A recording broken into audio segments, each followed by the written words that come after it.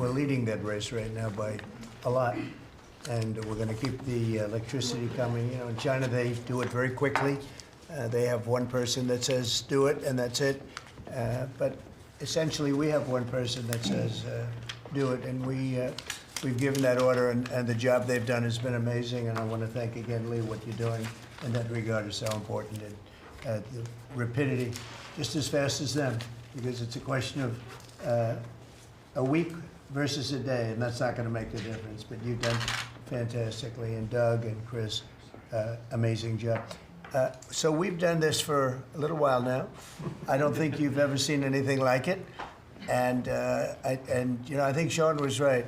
These guys that are holding these up, if you ever try holding your hand out for 2 hours, that's a long time. These are pretty strong characters. You've been doing that a long time, I guess. Congratulations. Are you getting tired? Are you getting tired?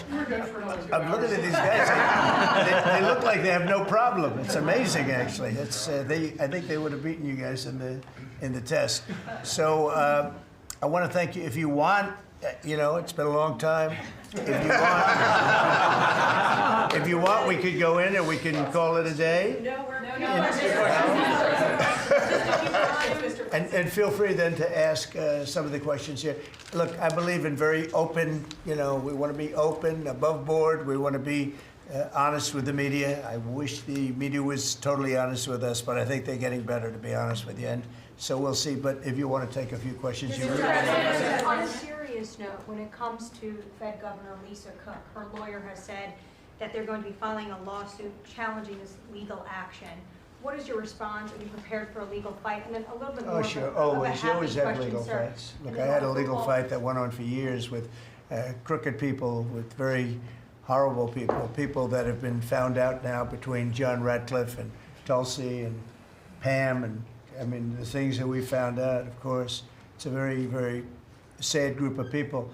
But no, she seems to have had an infraction, and she can't have an infraction, and especially that infraction, because she's in charge of, if you think about it, mortgages, and we need people that are 100% above board, and it doesn't seem like she was. Yeah, please. Mr. President, first, I would love to ask you a serious question, but I have to tell you the biggest pop culture news of the year broke while we were in this cabinet meeting.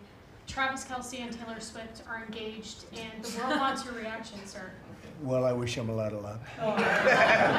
Thank No, you. I think it's. I think he's a great player. I think he's a great guy, and I think that she's a terrific person. So I wish them a lot of luck. On a serious note, Mr. President, in May, Secretary Rubio said that they were aggressively removing visas of Chinese students. Yesterday, you said you wanted to allow 600,000 Chinese students to study in the United States. Could you and the Secretary clarify what is the policy on Chinese students in the United States? Well, we think we're, you know, look, we're getting along very well with China. And I'm getting along very well with President Xi. I think it's very insulting to say students can't come here, because they'll go out and they'll start building schools and they'll be able to survive it. But I like that their students come here. I like that other countries' students come here. And you know what would happen if they didn't? Our college system would go to hell very quickly. You'd have, and it wouldn't be the top colleges. It would be colleges that struggle on the bottom. And you take out 300,000 or 600,000 students out of the system. I like having, and I told this to President Xi, that we're honored to have their students here. Now, with that, we check and we're careful and we see who's there, and Marco wants that. We spoke, we're in the same position. But we have a tremendous college system, the best in the world, nobody even close. That's why China sends them here. And you can call it an industry if you want, but you're talking about millions of people. And I'm honored to have the students from China come here. And we're just getting along very well with China. And it's a different relationship than we had for years, where they took hundreds of billions of dollars, just sucked it right out of our country. They respect us again. I respect them.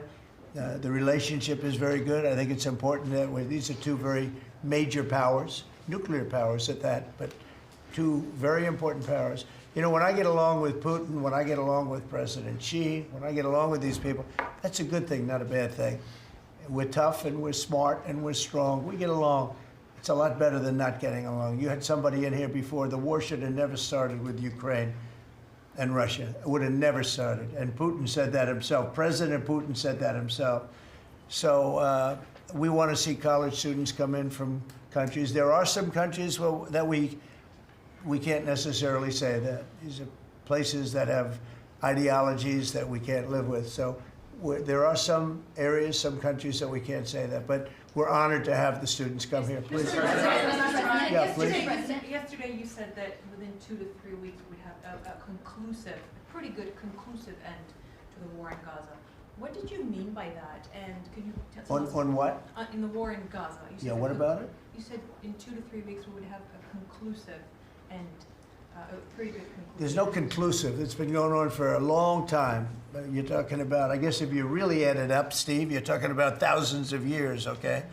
It's been going on there's nothing conclusive, but hopefully we're going to have things solved very quickly with regard to Gaza and also with regard to Ukraine and Russia. Mr.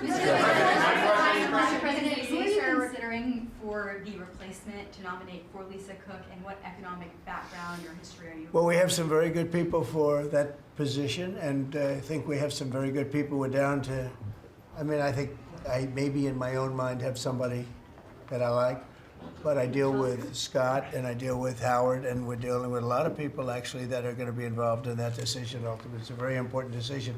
As we see, I got a bad recommendation when I went with Jerome Too Late.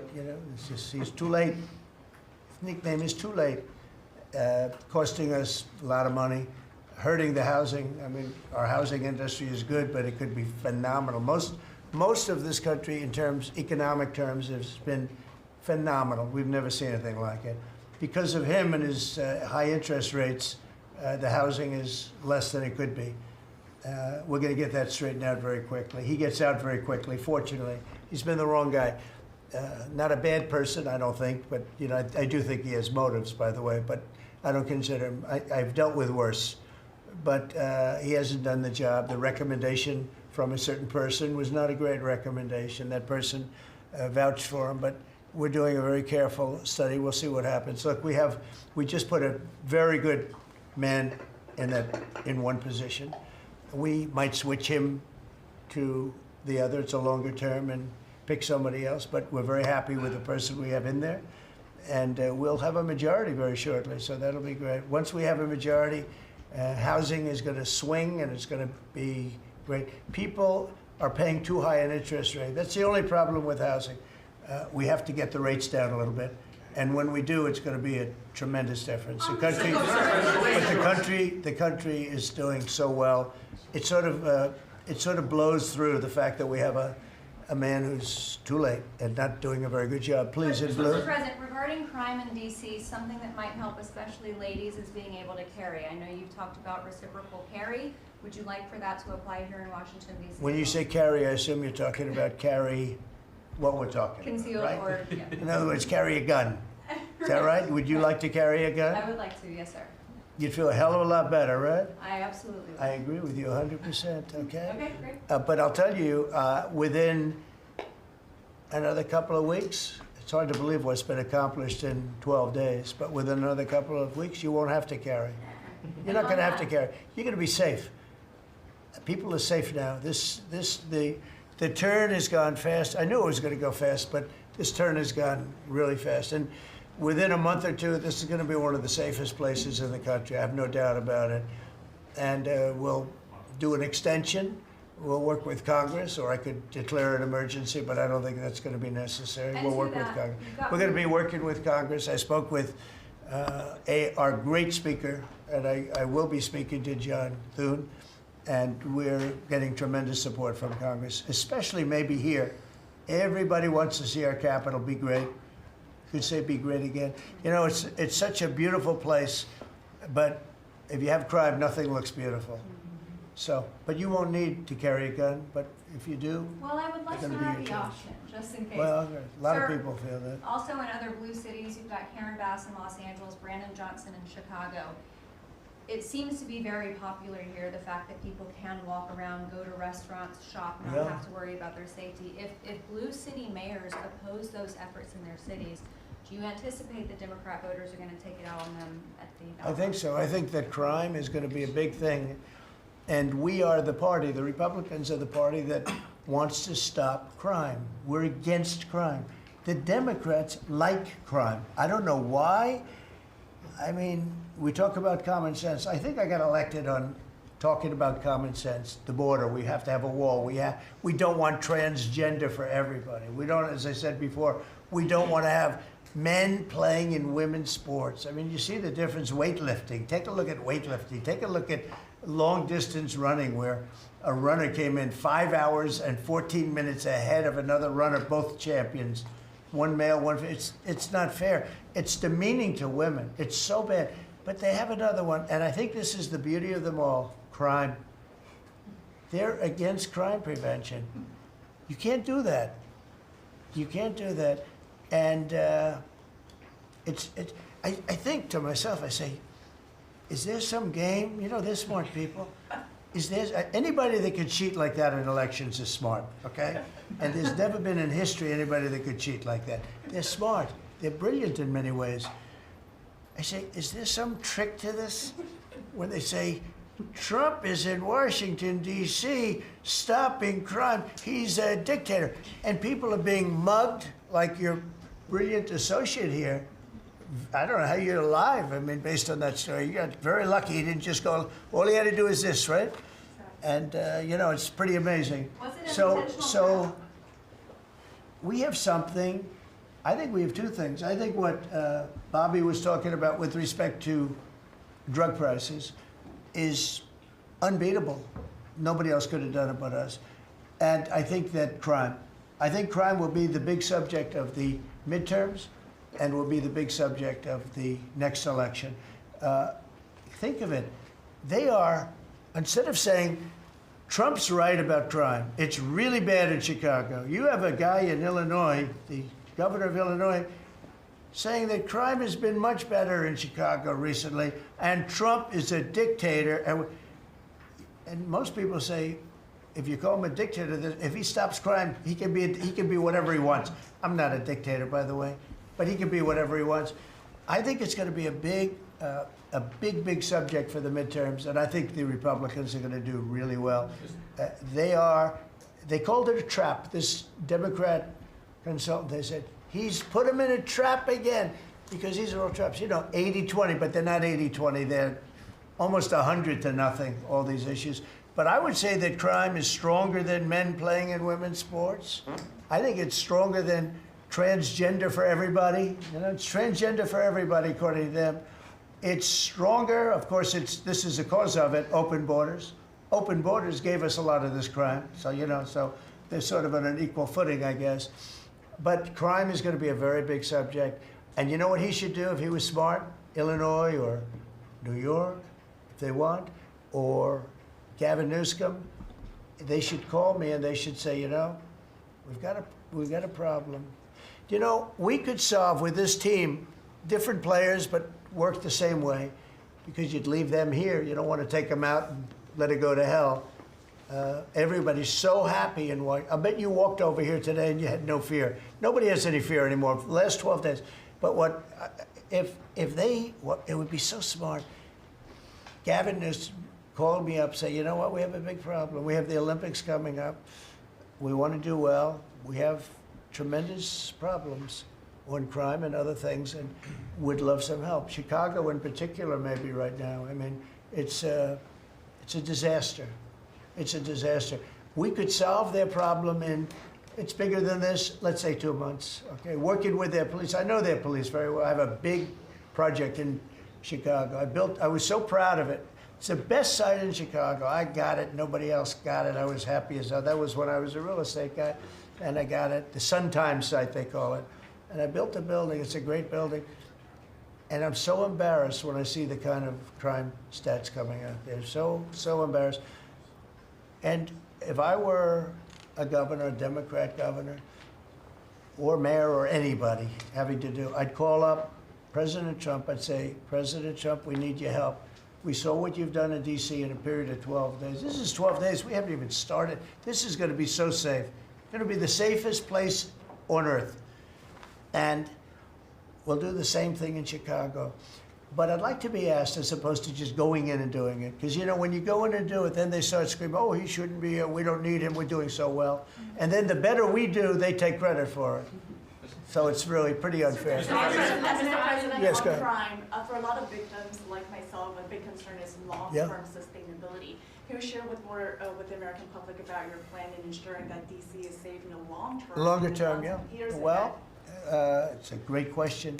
Number one, we want to stay there for longer than 30 days, as you know. We have an absolute mandate, and I can extend it, but I'd rather not have to declare a national emergency because by that time, I mean, right now there's not an emergency. We've done, as you sort of said yourself, it feels like a different world. We've got under arrest and prosecution, and we've thrown out, taken some, and we're in the process of taking hundreds out of our country that shouldn't be here. And these are hardcore professional criminals. They were born to be criminals, in my opinion, but they're seriously bad people. Murderers, drug dealers, you know them all. You see them all as you walk beautifully to work, and every once in a while somebody puts a gun to your head, because that's what happened in your case.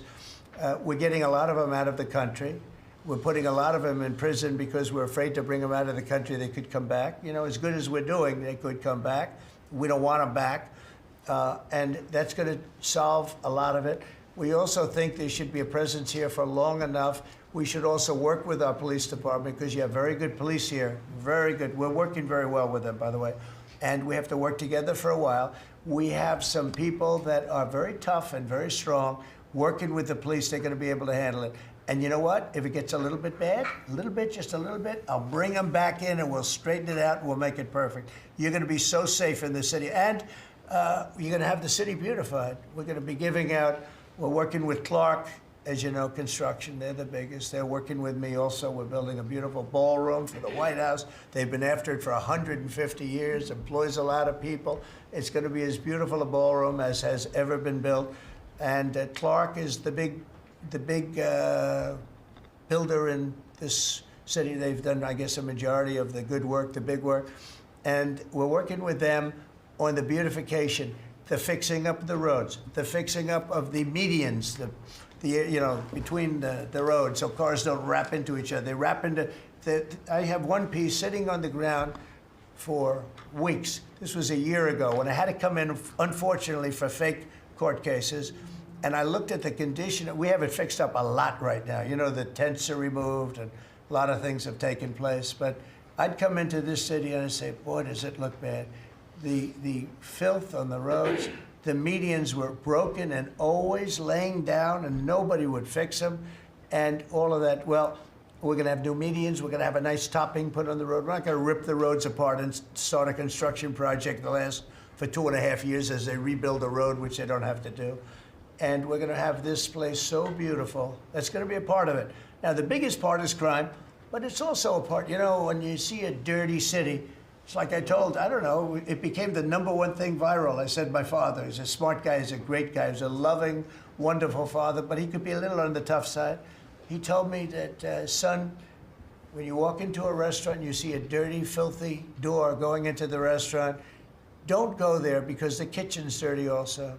When they see a dirty Capitol, the rest of the world, they lose a lot of respect for our country. This Capitol is going to be so beautiful. We're going to have new poles, new lights, new fences. It's stuff that, when you add it up, it's money, but it's peanuts compared to what we're talking about. And we're also going to have great safety. Mr. President, I wanted to ask you on crime and also a question on foreign policy that maybe other officials can weigh in into. And on crime, Iris shared her story, and you mentioned, you know, people going. That was a terrible story because I'm just amazed she's here. When the gun is, Pam, when the gun is put to the head, did they ever capture these people, by the way? I kept calling, but I haven't heard back about this guy. It'd be really great if you could maybe give the information. She's very good at capturing people, you know? She's very good. If you could give that information to Pam, would be great. Would you do that? Yes, will do. Wouldn't you'd love to see them? I would assume you'd like to see them captured. For sure. You can't. You just can't. For years.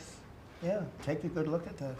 But, Go ahead, so just go a ahead. just a few weeks ago, I was out to dinner with my husband, and we're taking the metro back, and then we get attacked on the metro. They're throwing things, some teenagers, they're throwing liquid at us. Oh, they're throwing things. They throw, how about where they chop down the granite curbs and the concrete curbs, but the granite curbs so expensive. Those granite curbs, nobody uses them because they're so expensive. And you see a guy chopping them and handing out big chunks of them like a brick because they couldn't get in because people were stopping them from walking out. A little bit unusual when you're walking with a bag of bricks. Generally speaking, Sean, that's not a good sign. Right? It's not a good sign. But they now come in with hammers. They can disguise a hammer, and they start pounding the concrete and the granite, and they hand out chunks. And those people take those chunks and start throwing them at cops, or they stand on the top of bridges and they drop them down into the windshield of your car, and you get killed running into a light pole. It's those days are over. I wanted to ask you, Governor Hochul, Kathy Hochul said that she spoke to you on the phone, and you said you might send National Guard troops to New York. You mentioned that. So will you? I'd love to do will it you if send she'd troops like. to I them? get along with Kathy. If she'd like to do that, I would do it. See, look, New York has difficulty like other, and I don't want to make this I want to make this like friendly, but the places we're talking about happen to be virtually all Democrat run. Now, take a look at your 25 places that are most troubled.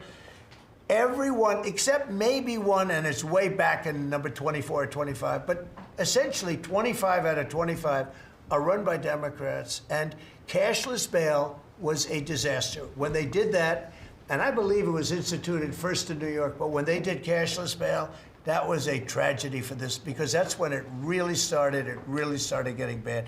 When somebody kills somebody, you don't say you can come out, you don't have to put up anything. You put that person in jail, and you find out whether or not it's true, but you don't give cashless bail with a promise to come back in a couple of months, we'll start talking to you, because they go out and they kill other people, and you can't do that. The cashless bail has been, it's just a woke thing.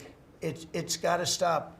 You see that, Christy, better than anybody. It's got to stop. It causes unbelievable, and we're doing that. We're stopping it in D.C. I would love to have the governor of Illinois call me and say, look, we have a problem in Chicago. We will stop that problem in Chicago in 2 months, maybe less, 2 months. We'll stop it.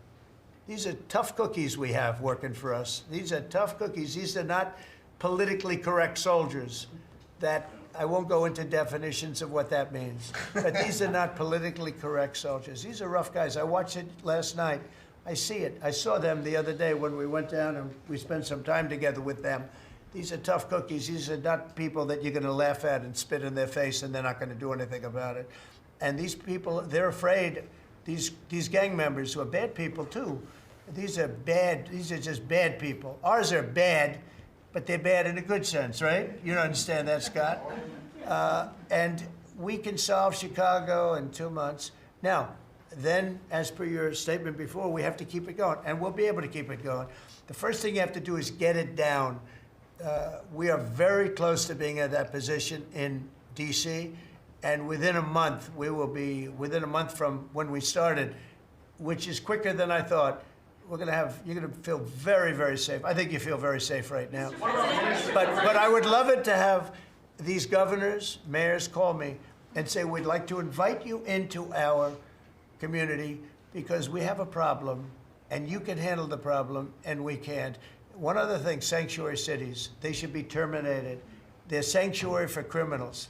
They're safety and security for criminals.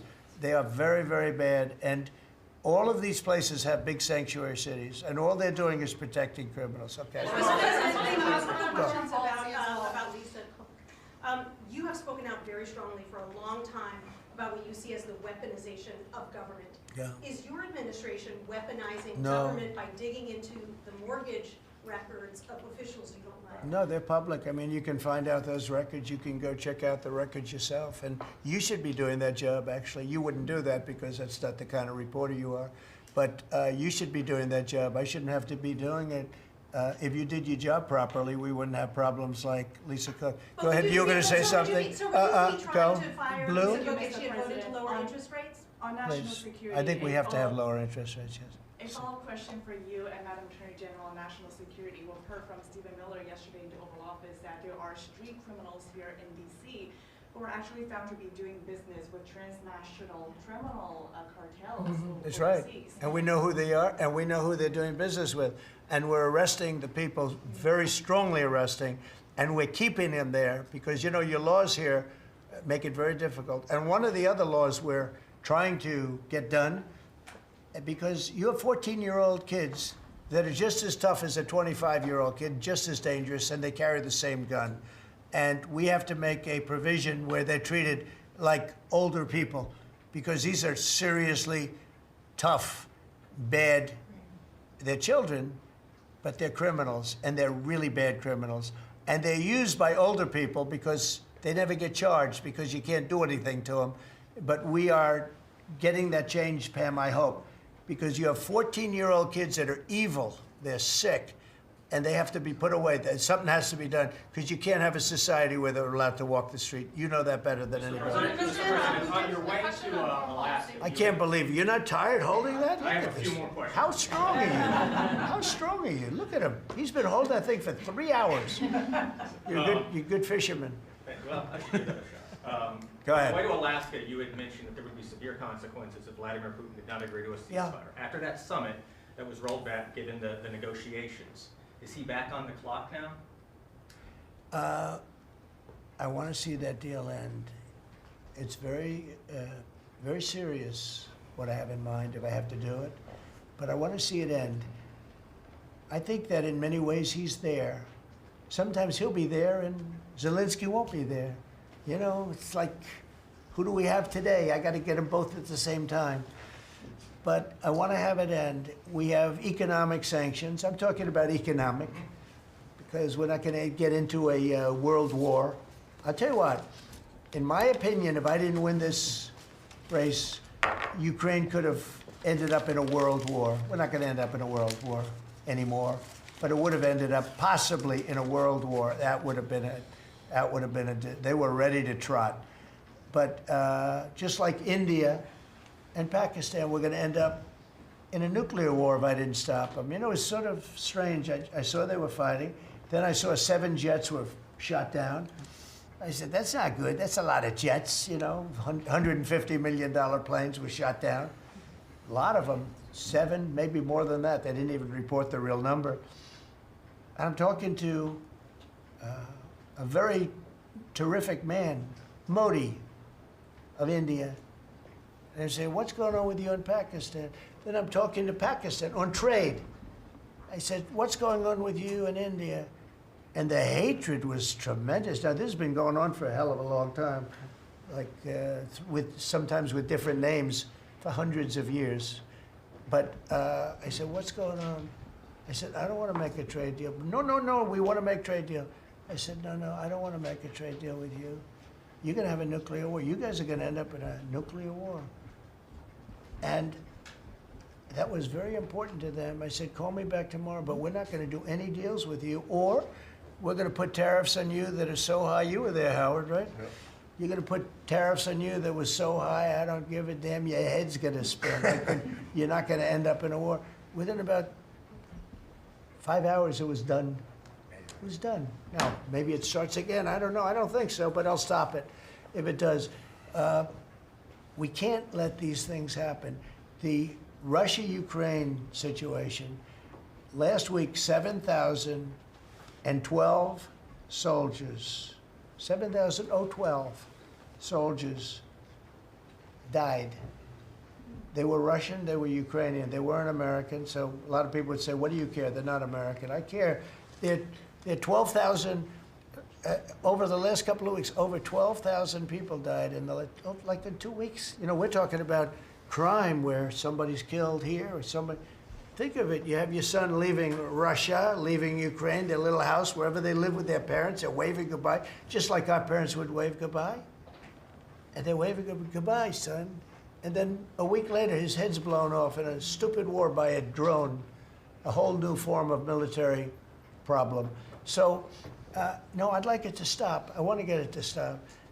And it will not be a world war, but it will be an economic war. And an economic war is going to be bad. And it's going to be bad for Russia, and I don't want that. Now, I have to also see, because not everybody, Zelensky's not exactly innocent either, okay? It takes two people to tango, and I say it all the time. You got to get them together. I get along with Zelensky now, but we have a much different relationship because now we're not paying any money to Ukraine. Stop that. We're paying money to ourselves. What's happening is NATO is buying all of the equipment and paying in full. But even with that, forget about that. I want to get it stopped because it's a lot of lives that are being lost. Every week it's 7,000, 5,000, 6,000. I get the reports and I see battlefields. I'd rather not see them. And you read about Gettysburg. You read about Gettysburg and you see, those 600,000 people, but in that war in particular was really bad, like 150,000 or something, just dead body. I'm seeing the same. I see pictures. I see satellite pictures of heads over here, arms over here, legs over here. And this is like a modern age. It's no different than the worst wars that I've ever seen.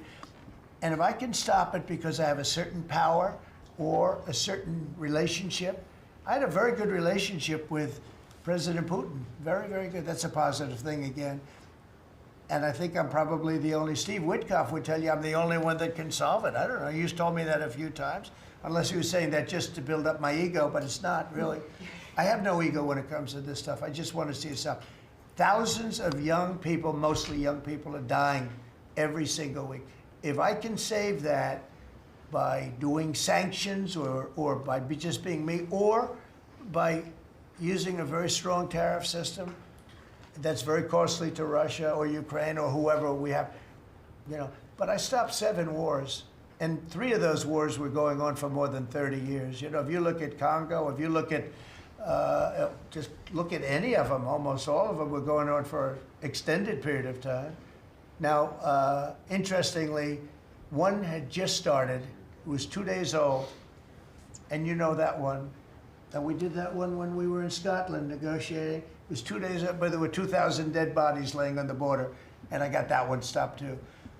And I'm very honored by that, but the one that I thought would be the easiest is turning out to be the hardest. That's President Putin and President Zelensky, but I think I'll get it done. Why do you Can think you that stop is? Why is it harder than that? diabetes?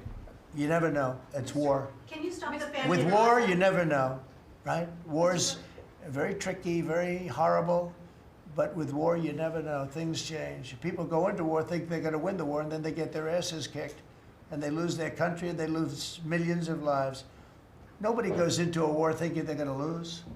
They go in. I'm sure that Ukraine thought they were going to win. It's going to be, we're going to win. You're going to beat somebody that's 15 times your size. Biden shouldn't have let that happen. Biden shouldn't have. The man was grossly incompetent. He should have never been there. That would have never happened. But you don't go into a war that's 15 times your size. Do you think So so? the Say it. Fed just put out a statement saying that Lisa Cook has indicated through a personal attorney that she'll promptly challenge this action in court, seek a judicial decision that would confirm her ability to continue. That's all right, whatever And it it is. says the Fed will abide by any court decision. Thank you very much for reading Will you that. abide by a court decision? I abide by the court, yeah. I abide by the court. Yes, Vanity Fair. Fair- That's enough, that's enough. Mr. Go ahead. President, what other companies are you thinking about taking stake in? Well, we didn't take a stake in the sense that it was reported. Everyone said, I bought a stake in Intel. No, I got it for free. I said I was with is that correct statement? Howard was there. Absolutely correct. Scott knew all about it. They came in, a man was charged with something by a very good person, Senator Cotton, made some statements about the gentleman that was running Intel. When he came in, and I said some rough things about him, I said, I'm not happy with it, and they called, and he was very devastated at what I said. I said he should immediately resign. And he came to see me, and I was very impressed by him, actually. And he made a mistake, or factors happened where something like this could have taken place. In the meantime, his board was staying by him. And I said to him, and took about, I would say, less than 45 seconds. I said, you know what you should do if you're smart? Give the United States of America 10% of your company. And he looked at me and he said, I'll do that. I said, I just made $11 billion for the United States. And we made the deal. I didn't pay, we didn't write a check. Now, I guess Biden, with his stupid CHIPS Act, handed money to all these people that didn't need any money. It didn't do anything. You know, they're giving billions of dollars to everybody. They all have so much money, and they have more money. But there's no commitment that you had to build. They just took all this money. It's the stupidest thing I've ever seen. See, with tariffs, they have to come in, because if they don't come in, they can't sell into our country. So it's power, and you don't have to give up any money. But I said to him very simply, I'm glad we're straightening this out, because everyone thinks I bought in. No. I said, it would be great, we'd be a great partner for you, and I want to see Intel do well. You know, Intel was a great company, and it can be a great company again.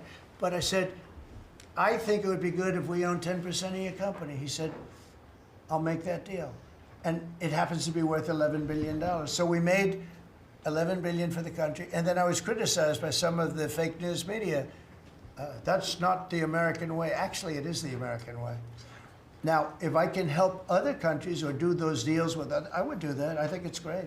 It's good. Builds up our balance sheet. Let me tell you, our country is becoming very rich again. You don't see it.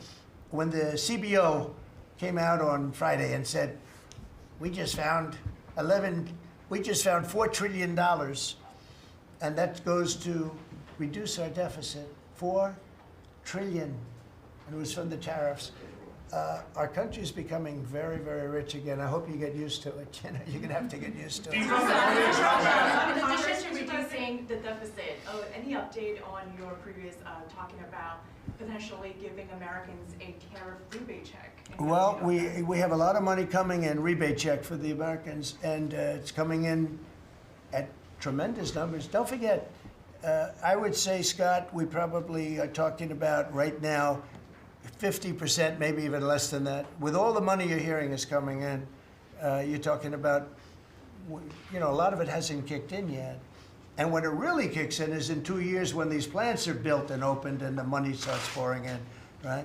But, I mean, there's a concept of making you could call it a dividend, as we would say, making a dividend to the people in this country who have had to suffer through stupid leadership. And they paid a lot of taxes, and they got nothing for it. Or they got attacked, like you were, okay, for it. No, there's a possibility. Primarily, we want to pay down debt, but there's a possibility that we take a piece of it and make a dividend to the people. Mr. President, I have a question for Steve Witkoff, if I may. Yeah.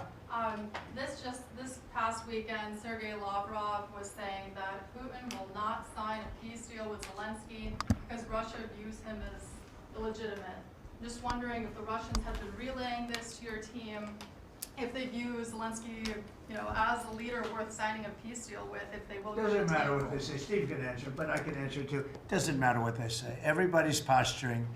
It's all bullshit, okay? Everybody's posturing. Steve, do you have a different answer? I agree with you, sir. In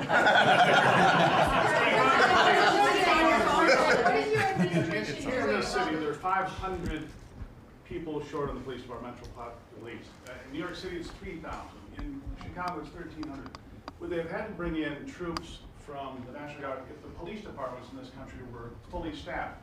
Defund the police. How bad did that turn out for America? It's an interesting question. I was surprised when I heard how many police were here. It's not a really big area, and I think they said they're down to 3,200 police or something like that. I said, that's a lot of police.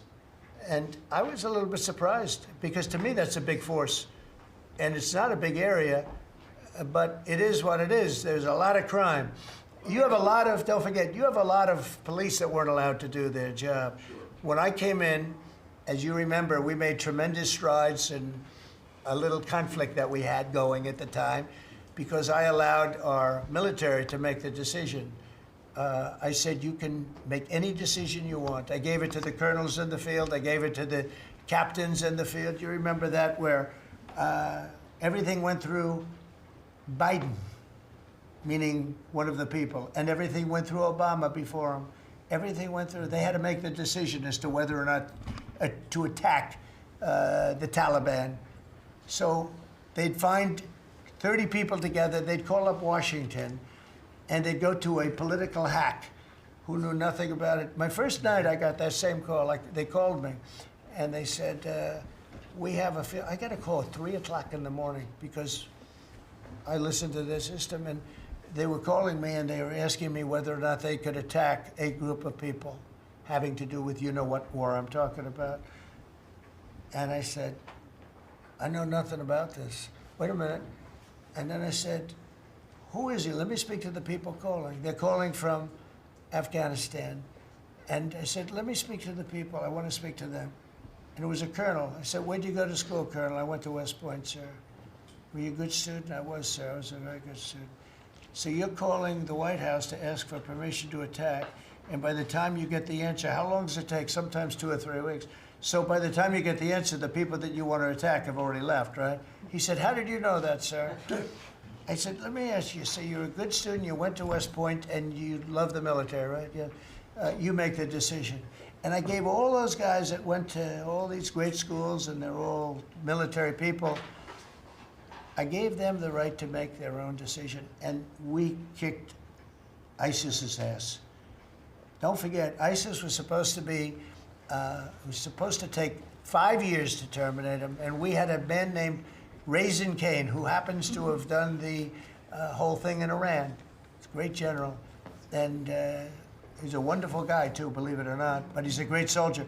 We let them do their work, and we defeated ISIS. We defeated everybody. Every fight that we had militarily that I had, I won. And I let these great soldiers do some make a mistake, I guess. But like this colonel, I'll never forget it. Where did you go to school? I went to West Point, sir. I did ask him a question. I like good students as opposed to bad students. He said, I was a good student, sir. And I said, you do what's necessary. And, you know, I don't want to sound overly vicious, but he wiped out the entire group of very bad people that want to kill us. So you have to let them do their job. In Washington, they're not allowed to do their job, okay? They're not allowed. You have great police. You have great police, but they're not allowed. Hello. Go ahead. On Congress, Mr. President, would you be open to a year-long continuing resolution? I'm always open to whatever is necessary. Look, here's the problem in Congress. You have Democrats that will never vote for anything. I could say that we're going to lower your taxes by 50%. We're going to guarantee you free cities, safe cities. Nobody will ever get touched, molested, beat up, shot in the head. We're going to give you the greatest country ever. We need your vote. And they won't vote. And they do it in unison. The only thing they do good is cheat on elections and unite. You know why they unite? Not because they're good or they're loyal people. They unite because they're afraid. They're afraid of the radical left. And you can't get their vote. So we have a vote coming up at the end of September. And I think we're going to pass it because we have the majority.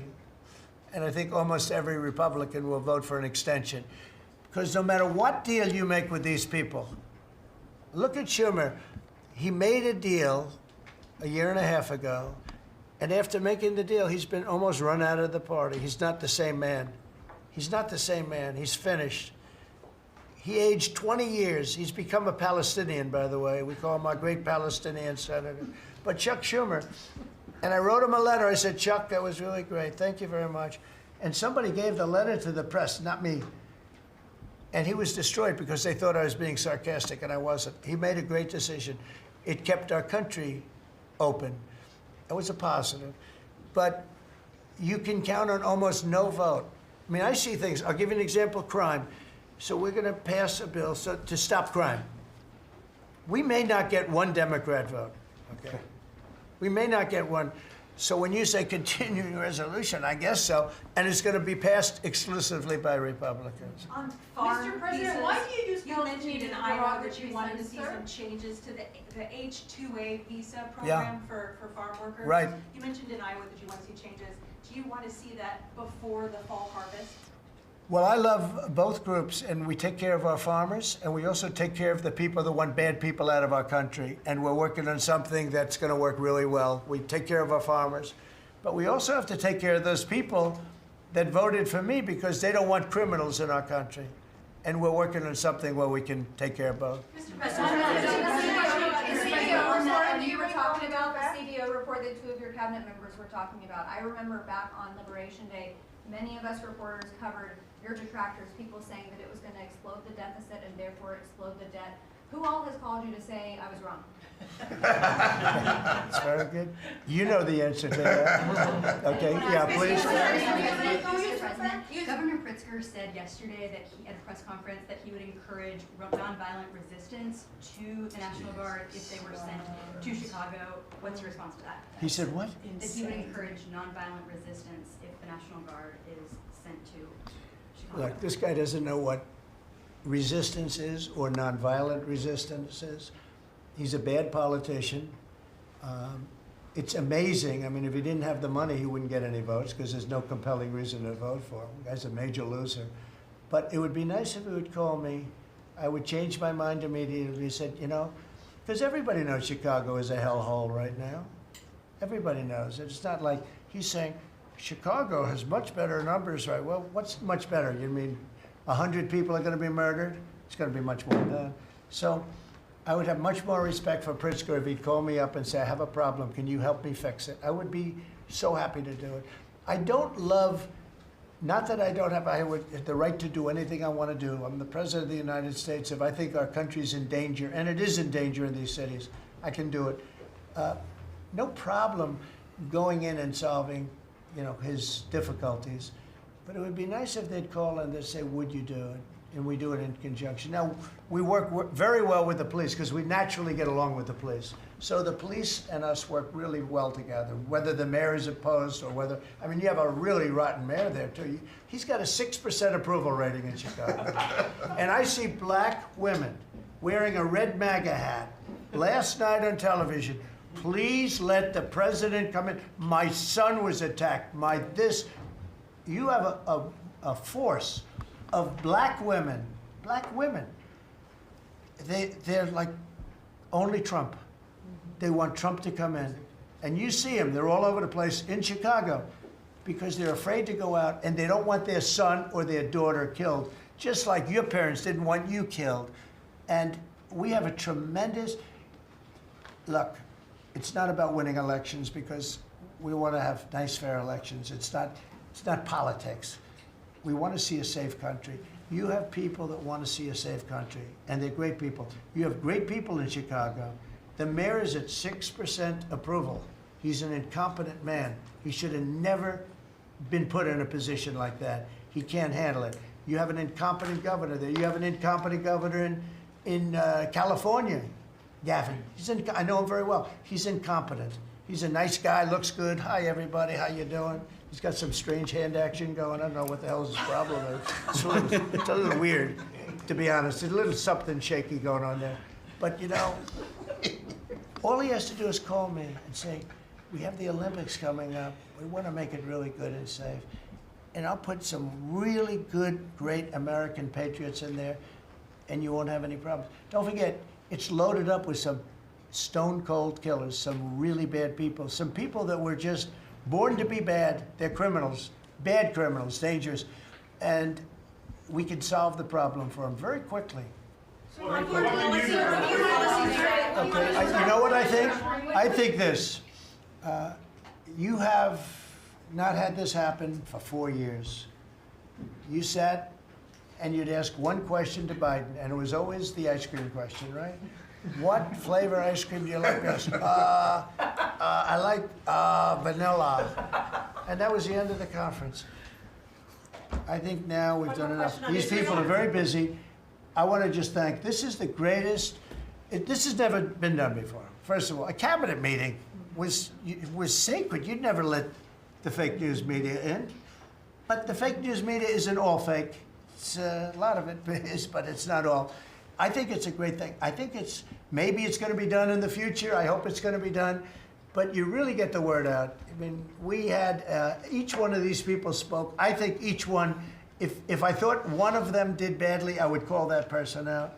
I would say, Christy, what the heck are you doing? Please don't say that. No, but no, seriously, you have a very talented group of people. They get along, they work along together, and there's something really nice about just, you know, the openness of what we're doing. It's government. It's an open government. That's what we are. And we haven't made too many mistakes. Maybe will, but we haven't made too many mistakes. We've called it right. And I think you can be very proud of your country. We are a respected country again. We are really, right now, respected at the highest level, and we're doing great.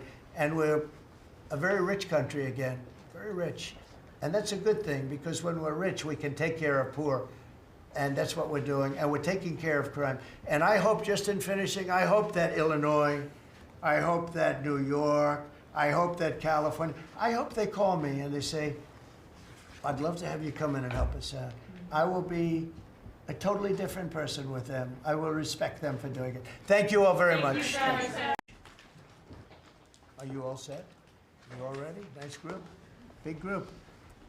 But I want to thank you all for being here as we prepare to celebrate Labor Day, when we honor the incredible hardworking men and women of our country, which is doing very well, I have to tell you.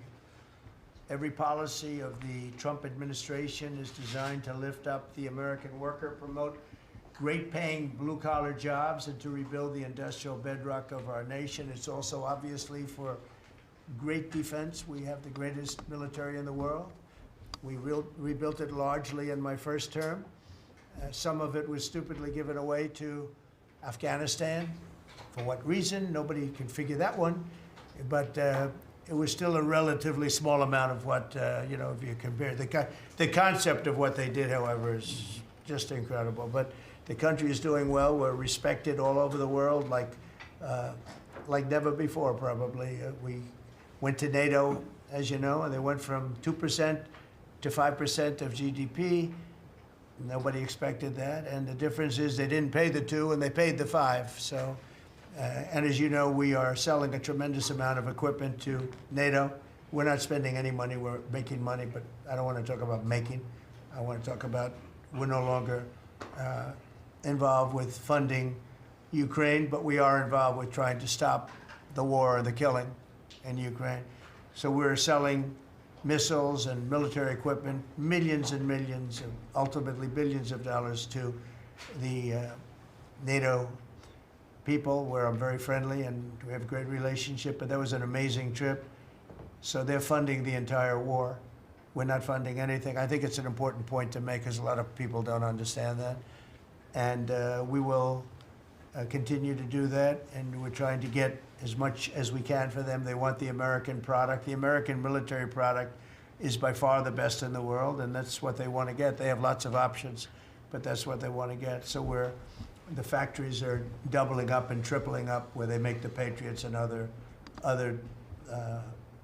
really, you could say, defense and offensive weapons. The wages for blue-collar workers are now rising at the fastest rate in 60 years, which is so important to all of us around this table. The average American worker has already seen a $500 wage increase this year, and there's no inflation, because there's been decreases, tremendous decreases, with thanks to Doug and Chris, and some of the people, the great job they've done with energy. Thank you very much. And Chris, thank you very much. I see you down close to $60 a barrel, and you'll be breaking that pretty soon. And that has a huge impact. So we have groceries are down, energy is way down. Energy is way down. It was $4 and $5 for a gallon of gas. Think of that, for gasoline. And now it's probably $2.25. There are some places it's $2. It broke $2 at a couple of locations in the South. In places like California, where they charge such high taxes, it's higher, but it's still much lower than what it was a year ago. So energy's way down, groceries are way down, eggs are way down. Thank you very much, Madam Secretary. You've done a great job. Appreciate it. When we came in, the eggs were through the roof. They were 4 times higher than they've ever been. And my first question from you people, well, what are you going to do with eggs? I said, what's the problem with eggs? That was caused by Biden, or whoever was operating the auto pen actually caused it, I guess. because I don't think he knew too much about eggs. Factories are booming compared to before I took office. Domestic auto production is going to be, it's going to be so thrilling in 2 years when you see the numbers, because they're building plants all over the country. They're all coming in because of tariffs. They don't want to build, they don't want to pay the tariffs. And if they build their plant here, they don't pay the tariffs. And they're pouring into our country, and you know about AI and you know about other, but the auto plants, you know, that's the good old-fashioned stuff that I love. The auto plants are pouring into the United States of America. They're coming from Mexico, they're coming from Canada, and they're coming from Europe, all over Europe. And it's been pretty amazing. So factories are booming. And when they actually open, you know, right now they're booming in terms of construction. This is something given to me by Mark Zuckerberg. And you'll see, this is AI now. These are, I never understood. I said, well, you know, because I built shopping centers, and for $50 million, you can build a very nice shopping center. So I never understood when they said 50 billion for a plant. I said, what the hell kind of a plant is that? But when you look at this, you understand why it's 50 billion. So this is one he's building in Louisiana. That's Meta, Facebook, as people understand it to be. But look at that, that's the size of Manhattan. So that's superimposed over the island of Manhattan. It takes up a big part of Manhattan. I think they say 81% of Manhattan. So these are big things, and they're going up. A lot of them are going up now. I don't know that big. Actually, Mark is building 4 of them, and others are building similar places. And when these things open up, I'll tell you what, our country, we're leading China now in AI, substantially leading China. And the reason is because we're letting them build their own electrical facilities. We would need double the energy that if you take all of the electricity that we produce right now in this country, you'd have to multiply it times 2 or maybe 3 times. So 3 times more than we have right now for everything, to operate your toaster and everything else, okay? 3 times more. And the way we are able to succeed, because China goes out and builds these massive plants. They're right now building 58 coal, in this case, almost all coal-fired plants. And coal is back with this country too, by the way. You know, there's a reason they use it, because it's good. It works for them. And we call it clean coal. We don't call it coal, we call it clean, even very clean coal. But we have coal going up, we have nuclear going up. Nuclear is very much in vogue now. It's safe and inexpensive and great. We don't allow windmills. We're not allowing any windmills to go up. I mean, unless there's a legal situation where somebody committed to it a long time ago, we don't allow windmills. And we don't want the solar panels that I was speaking with the secretary about, because they take up, you know, thousands of acres of our farmland.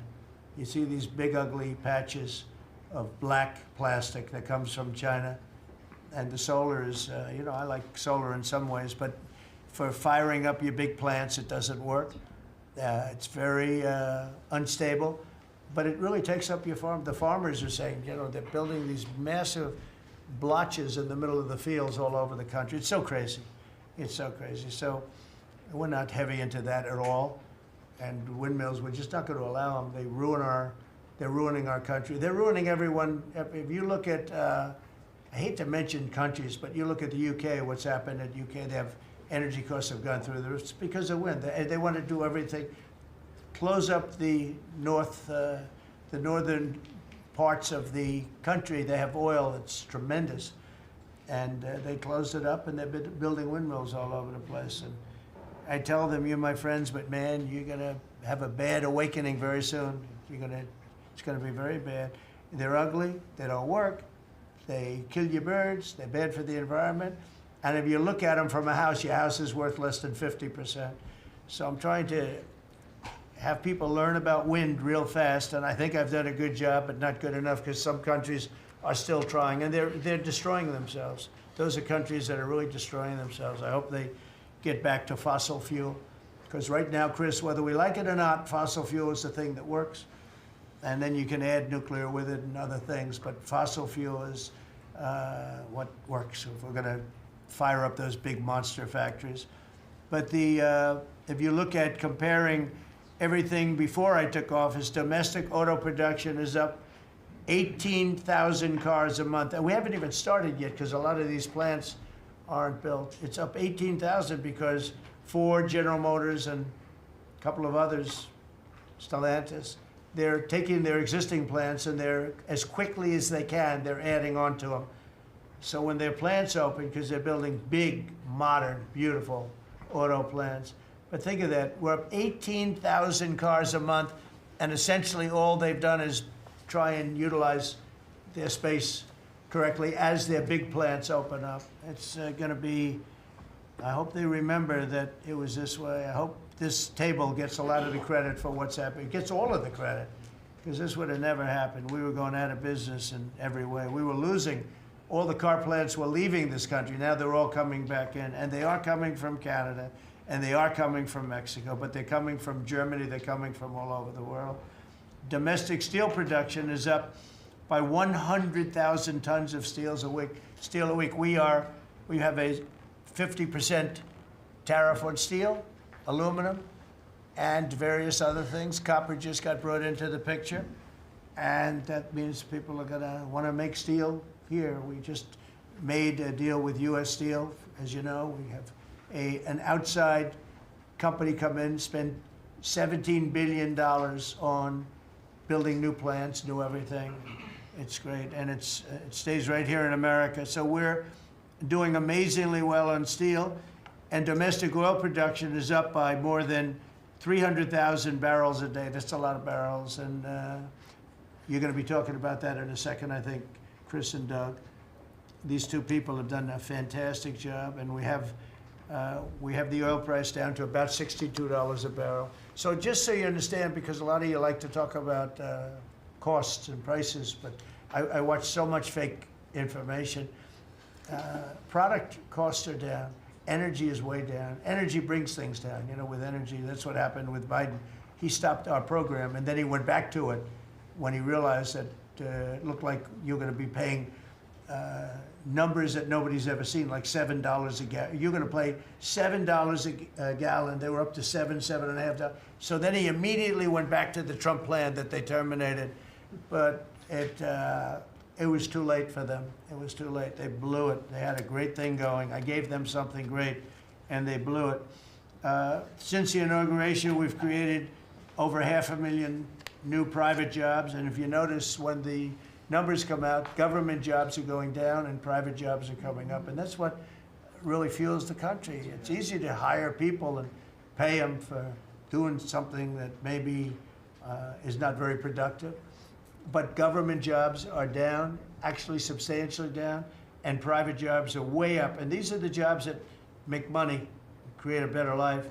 Meanwhile, we've reduced the number of federal bureaucrats by 84,000. So we got rid of 84,000, and I think the job numbers, you're going to see the new job numbers are going to be through the roof because of all of the different businesses that are moving into our country. And not just production businesses, autos and AI, but any business you can think of. In the world of furniture, as an example, North Carolina, I went there many times when I built a lot of hotels and things, and I'd go to North Carolina, I'd buy the greatest, they were the greatest, most talented people. And then China came along and took all of those jobs away. If they would have tariffed them, China wouldn't have taken any of the jobs. But we had presidents that, honestly, and I like some of them, but they didn't know what the hell they were doing from a business standpoint, from running the country. And North Carolina, the most talented woodworkers that you've ever seen. I'd be there and I'd watch them. I'd say, I'd like to have a rail on that chair. Maybe, can you fancy it up a little bit? How about this, sir? And he'd hand me a thing. It was like they were artists. They were unbelievable. And that business was stolen from us by others, not only China, but by others. All of a sudden, you're ordering your furniture from China. It was not even close to being as good, but they couldn't compete with it. If we would have said it costs 100% or 200% tariff, you wouldn't have lost one job. It's so sad. But we're going to rebuild North Carolina furniture and other places, South Carolina too, to a lesser extent. They make furniture. But furniture, we're going to put a very substantial tariff on. We've already announced it. It'll be done pretty quickly. And when that happens, everyone's going to start. I just tell you, North Carolina, go out and start getting the grandchildren and the children, start teaching them, because some of those incredible artists that I knew as young people, they're older people now, but they still have the talent and they have time left, but they're going to be teaching their sons and their daughters and their grandchildren, and it's going to be a beautiful thing to see. It's going to happen like magic. It's going to happen without question. It's not like, gee, I hope it happens. It's going to happen. The results of Ford that just announced it's going to create 4,000 new jobs, American jobs. Hyundai, 14,000 jobs. General Motors is moving production of the Chevy Blazer and Equinox from Mexico back to the United States where it belongs. Don't forget, we lost 55% of our auto production over the last 35 years. 55%. We were the auto capital of the world. Like there was nobody even think about challenging us. We lost 55% of it to Mexico, Canada, China, a lot to China, and other countries, and it's all coming back. We will be bigger. A couple of years, we'll be bigger than we ever were. We'll be more dominant. We'll be bigger. We make great product, too. We're starting to make really great product. We're going to be bigger than we ever were. We're going to be at the level that it was when we were the only one that really, we sold to the world, and we're going to be back selling to ourselves and other parts of the world. It's not going to be the same, but it's going to be equally as important as it was in the heyday 30 years ago. But we lost more than 50% of the automaking capacity. In fact, the unions, the auto unions, as you know, the top guy didn't know me, didn't like me, and now he likes me. He says, man, I can't believe what Trump has done. But the auto workers voted for me. They understood better than anybody else. The auto workers, the Teamsters voted for me. Teamsters are great. They all voted for me. No Republican has ever gotten the support of the Teamsters and the auto workers. And now the head of the auto workers, I mean, it's so amazing. I watch them on television there. They can't even believe what happened. And I told them all what was going to happen. We secured new market access for American agricultural exports all over the world. Our secretary is doing a great job. Thank you, Brooke. And we have negotiated historic trade deals with the United Kingdom, China, Indonesia, Vietnam, the Philippines, Japan, South Korea, who was here yesterday, and the European Union. Foreign nations are now paying hundreds of billions of dollars straight into our treasury, and numbers that nobody's ever seen before. As you know, we made trade deals with a lot of countries, and many of those countries, just to be able to sit at the table, are paying us hundreds of billions of dollars. We made a trade deal with the European Union. They were rough on us for a long time, and now we have a very good deal. We made that with them. Trillions of dollars is coming into our country. Trillions. Far beyond billions, trillions of dollars. Wouldn't you say, Scott? Yes, sir. And in a short period of time. They have to buy $750 billion worth of our energy product. Energy is great. We have more than anybody else, so we're using it. But the European Union is a done deal, and Japan is done. And, I heard there was a problem with South Korea, but we met yesterday, and they're done. We didn't do anything. We just kept the same deal. He honored the deal. They wanted to see if, well, I don't even want to say it, but they wanted to see if they could do something. But they honored the deal, which is nice. And we cut the previous record-setting trade deficit, I hear just came out. We cut it in half already. We haven't even said, we've only been here really for a few months because, you know, it takes you a little while to fix up the Oval Office and do those things. prepare for the battle, right? So we really only been here for a very short period of time, and we cut the trade deficit in half. Is that right? That's fantastic. I didn't even think we were going to do that. And remember, these are things that are being built. These things, you know, all these numbers, they're not open yet. When they open, you're going to see things happen in the United States that nobody's ever seen before, including our country in its heyday. And I had the greatest economy in the history of our country my first 4 years, despite COVID, which was a very unfortunate situation for the whole world. We did a great job with it, never got the credit for the job we did. Operation Warp Speed, people say, is one of the greatest achievements ever in politics or in the military, because it was almost a military procedure. But everybody, including Putin, said That Operation Warp Speed, what you did with that, nobody can believe it. And we did a great job, but it was a horrible, horrible pall over our country. We had a very dark cloud over the world. That was a very, very bad thing that came out of Wuhan, which I said it came out of Wuhan. That's where it came from. And China suffered greatly, but everybody did. But we did a good job with that, as good as you can possibly do, and we came back, and now we're stronger than ever before. If I didn't win this election, this country was gone. I'm telling you, economically it was gone. None of the things that we're talking about would have happened. The whole world was robbing us blind, friend and foe. They were stealing our jobs, our money, our factories. They were stealing everything. We would have been a shell. We would have been a bankrupt, broken shell. And that's the way it is, but we're doing just the opposite. Stronger than we've ever been. Last month, in a landmark achievement, I also proudly signed the largest working class tax cuts in American history. So the bill that, I'm not going to use the term great, big, beautiful, that was good for getting it approved, but it's not good for explaining to people what it's all about. It's a massive tax cut for the middle class. It's a massive tax cut for jobs. And it's, I mean, think of it, no tax on tips, no tax on Social Security. So seniors, I don't know how you can vote for anybody else. And, you know, just think of that, and no tax on overtime. So you work overtime, you don't have to pay tax on overtime. That's good. The Democrats don't know what they're gonna do. So they have like this soundbite. You know, they have all these sound bites. They send it out. I don't know, some guy sends out a word and everybody uses it, including the fake news. Some of you are here right now, I'm looking at you. And it's death. They use the word death. No, it's actually life. It's almost like a newborn life. It's not death. That's their soundbite. The bill is death. It's not, we strengthen Social Security. We strengthen Medicare, Medicaid. The job we've done on Social Security is, if the Democrats got in, Social Security is over because the country's going to fail. There won't be any Social Security.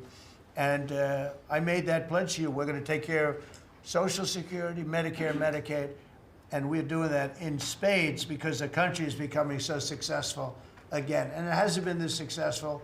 I think in the end, it will never have been this successful. I don't think it'll even be close with what's happening. Every American is seeing a tax cut as a result of the bill. The average police officer will keep an extra $1,000 a year at least in overtime, and the average waiter or waitress will keep nearly $2,000 extra in the fact that they would have had to pay that kind of money on tips. And I never realized that the government was so strong on that, but waitresses, waiters would tell me that the government would go after them. Like, it was horrible. That's how it all started with me. It just was incredible.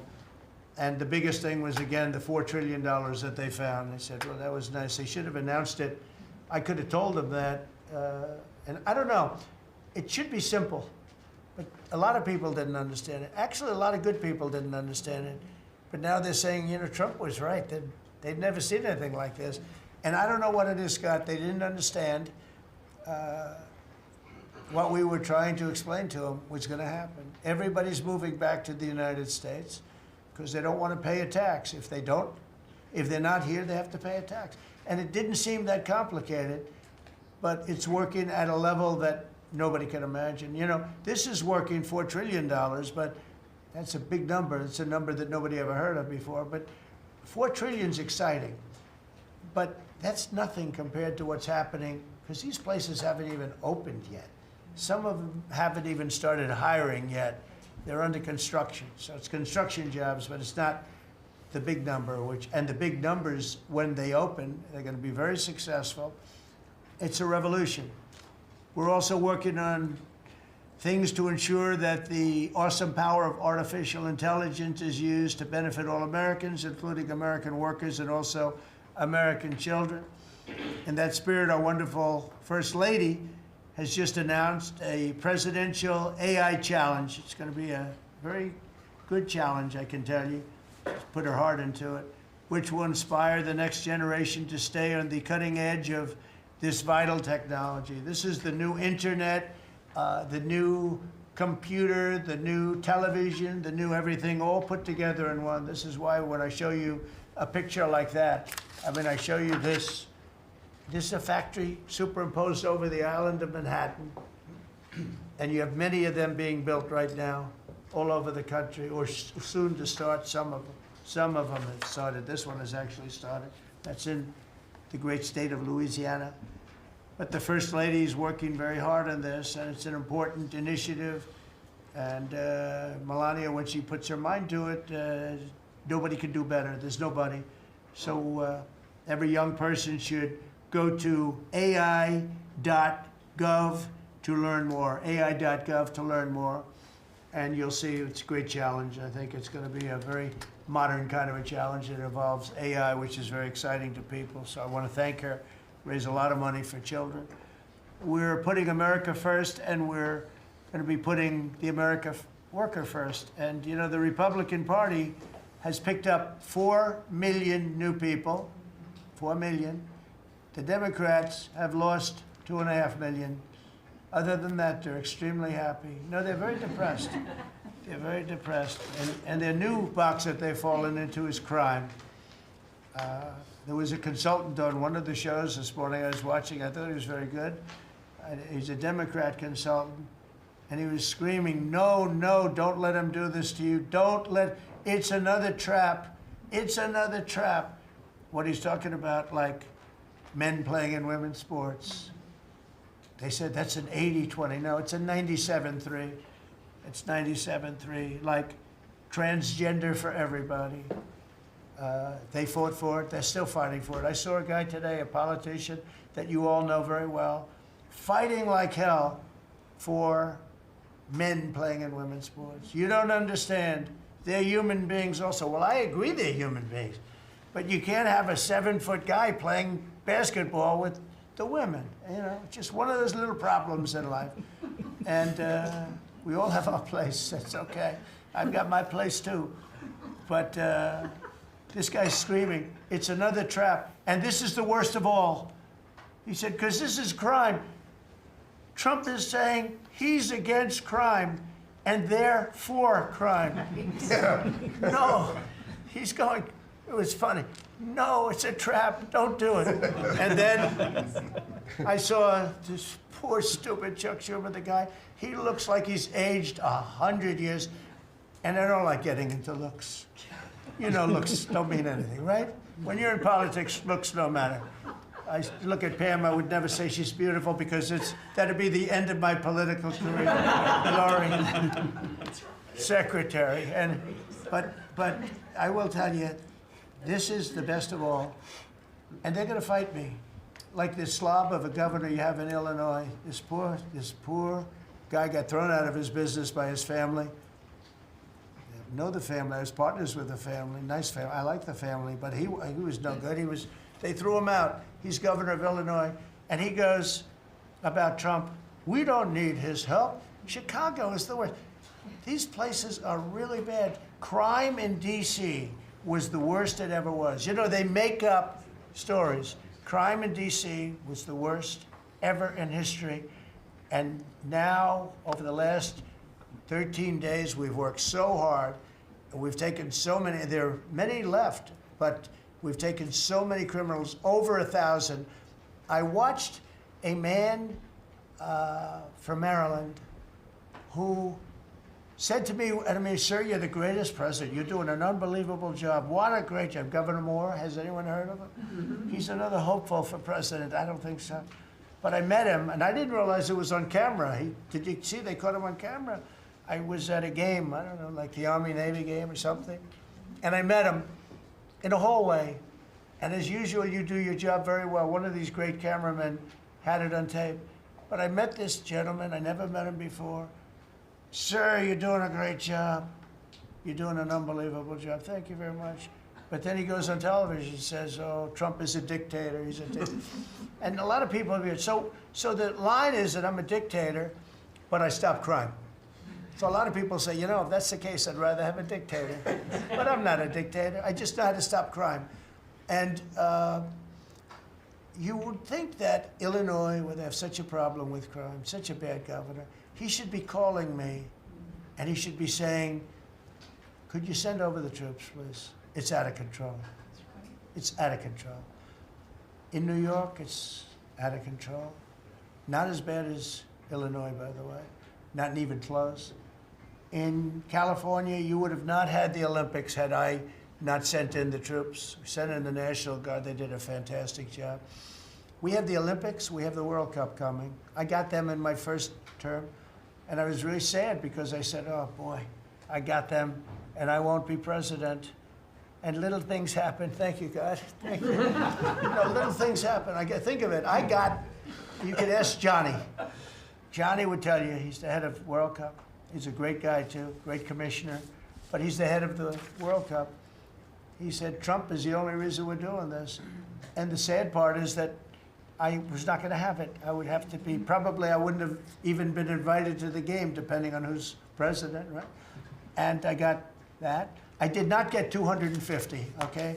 The 250th anniversary, I did not get. I'd like to claim it, if I might, but I did get that. That was whether I was president or not, it was still 250. I'd like to take credit for it. What I will take credit for is we're going to have a better celebration under Trump than you would have had under some stuff. That I'll take care of. We're going to have a safer place, Christy, because of you and Tom Homan and everybody, right? But, so we have 250 coming up. We have the World Cup coming up, which is like having 45 Super Bowls. And we have the Olympics coming up. So we're going to have a very exciting 3.5 years remaining. We're going to have a very exciting, it's going to be done properly. So I just want to tell you, our country's in incredible shape. Our military is strong and powerful and respected. We had some fantastic decisions from the Supreme Court that let us put the people into the military and other businesses that are best for the job, as opposed to some woke reason that was killing our country. That was a very strong, very powerful. You can now go into a company based on your ability, as opposed to being forced in based on some factor that cannot make our country great. That was a big decision, very, very big decision. And we've had a lot of great decisions, and we've all made some great decisions sitting around this table. I want to thank Scott. Unbelievable what's happening financially with you and Howard. And Vice President's involved in everything, and he's been great. And Marco has been, really, I think you're born for this job. I don't think you should ever run for another office. I don't think you should, really. You're so good at this. He is so good. And everybody likes him, everybody likes him. But everybody, much more importantly than like, I think you would say, is respect. They respect Marco. They respect all the people around the table. So what I'd like to do is, I'd like to go around the table. You seem to like it. Your audience seems to like it based on ratings. And I want to mention, about crime, because we have a young lady here, Iris, of Epoch Times. You're Iris, aren't you, huh? And I heard you were very savagely mugged in the city, and I'm not going to let that happen under this administration. That was last year. And would you like to mention what happened? Of course. So first of all, thank you, Mr. President. Do you want to listen to this? For having me here to share my story to the room and to the broader public. My name is Iris Tao. I'm a White House correspondent for NTD, the sister media of the Epoch Times. So more than 2 years ago, it was a Saturday morning in broad daylight. I was on my way to work, and a young man with a black ski mask pointed a gun at my face and threatened me to hand over my phone, my wallet, my laptop, and everything else. And when I refused, he used the butt of his handgun to strike me across the face, in the cheek, or what some people call pistol whip me, before running away. And that has deeply traumatized myself and my family. Ever since, I've never dared to walk in the street of DC at night, ever. And my family was extremely worried. So, Mr. President, thank you so much for what you're doing right now. Thank you, Iris, for being honest. Such incidents involve not just me, but also my family. If he had shot me, I could have died right there in the middle of nowhere without my families or my friends knowing, at the age of back then, I think 23.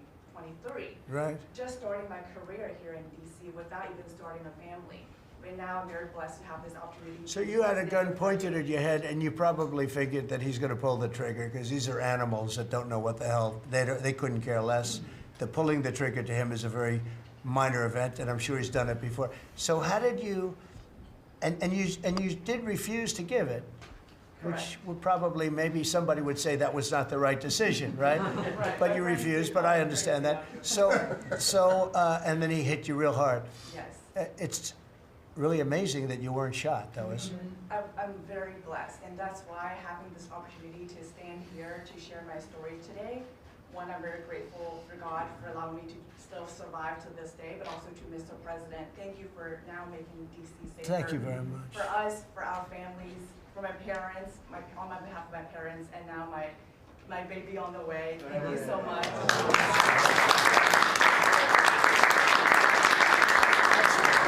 And there are other reporters and journalists, good people, and you don't have to say it, but that have also been attacked violently.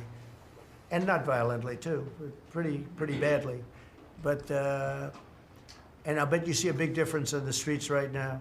And this is only 12 days, but people are telling me they're going out to dinner now. They haven't, I told the story of my friend, but I have a lot of friends that are going out to dinner all the time now in D.C., and they weren't doing it 12 days ago. They would never even think. One of my friends went out 5 times. It was 4 times the last time I told. Now it's 5 times. He said, I love going out to dinner, and restaurants are starting to open again. A lot of them closed because, you know, nobody wanted to go into a restaurant. Nobody wanted to get to a restaurant or even sit in the restaurant.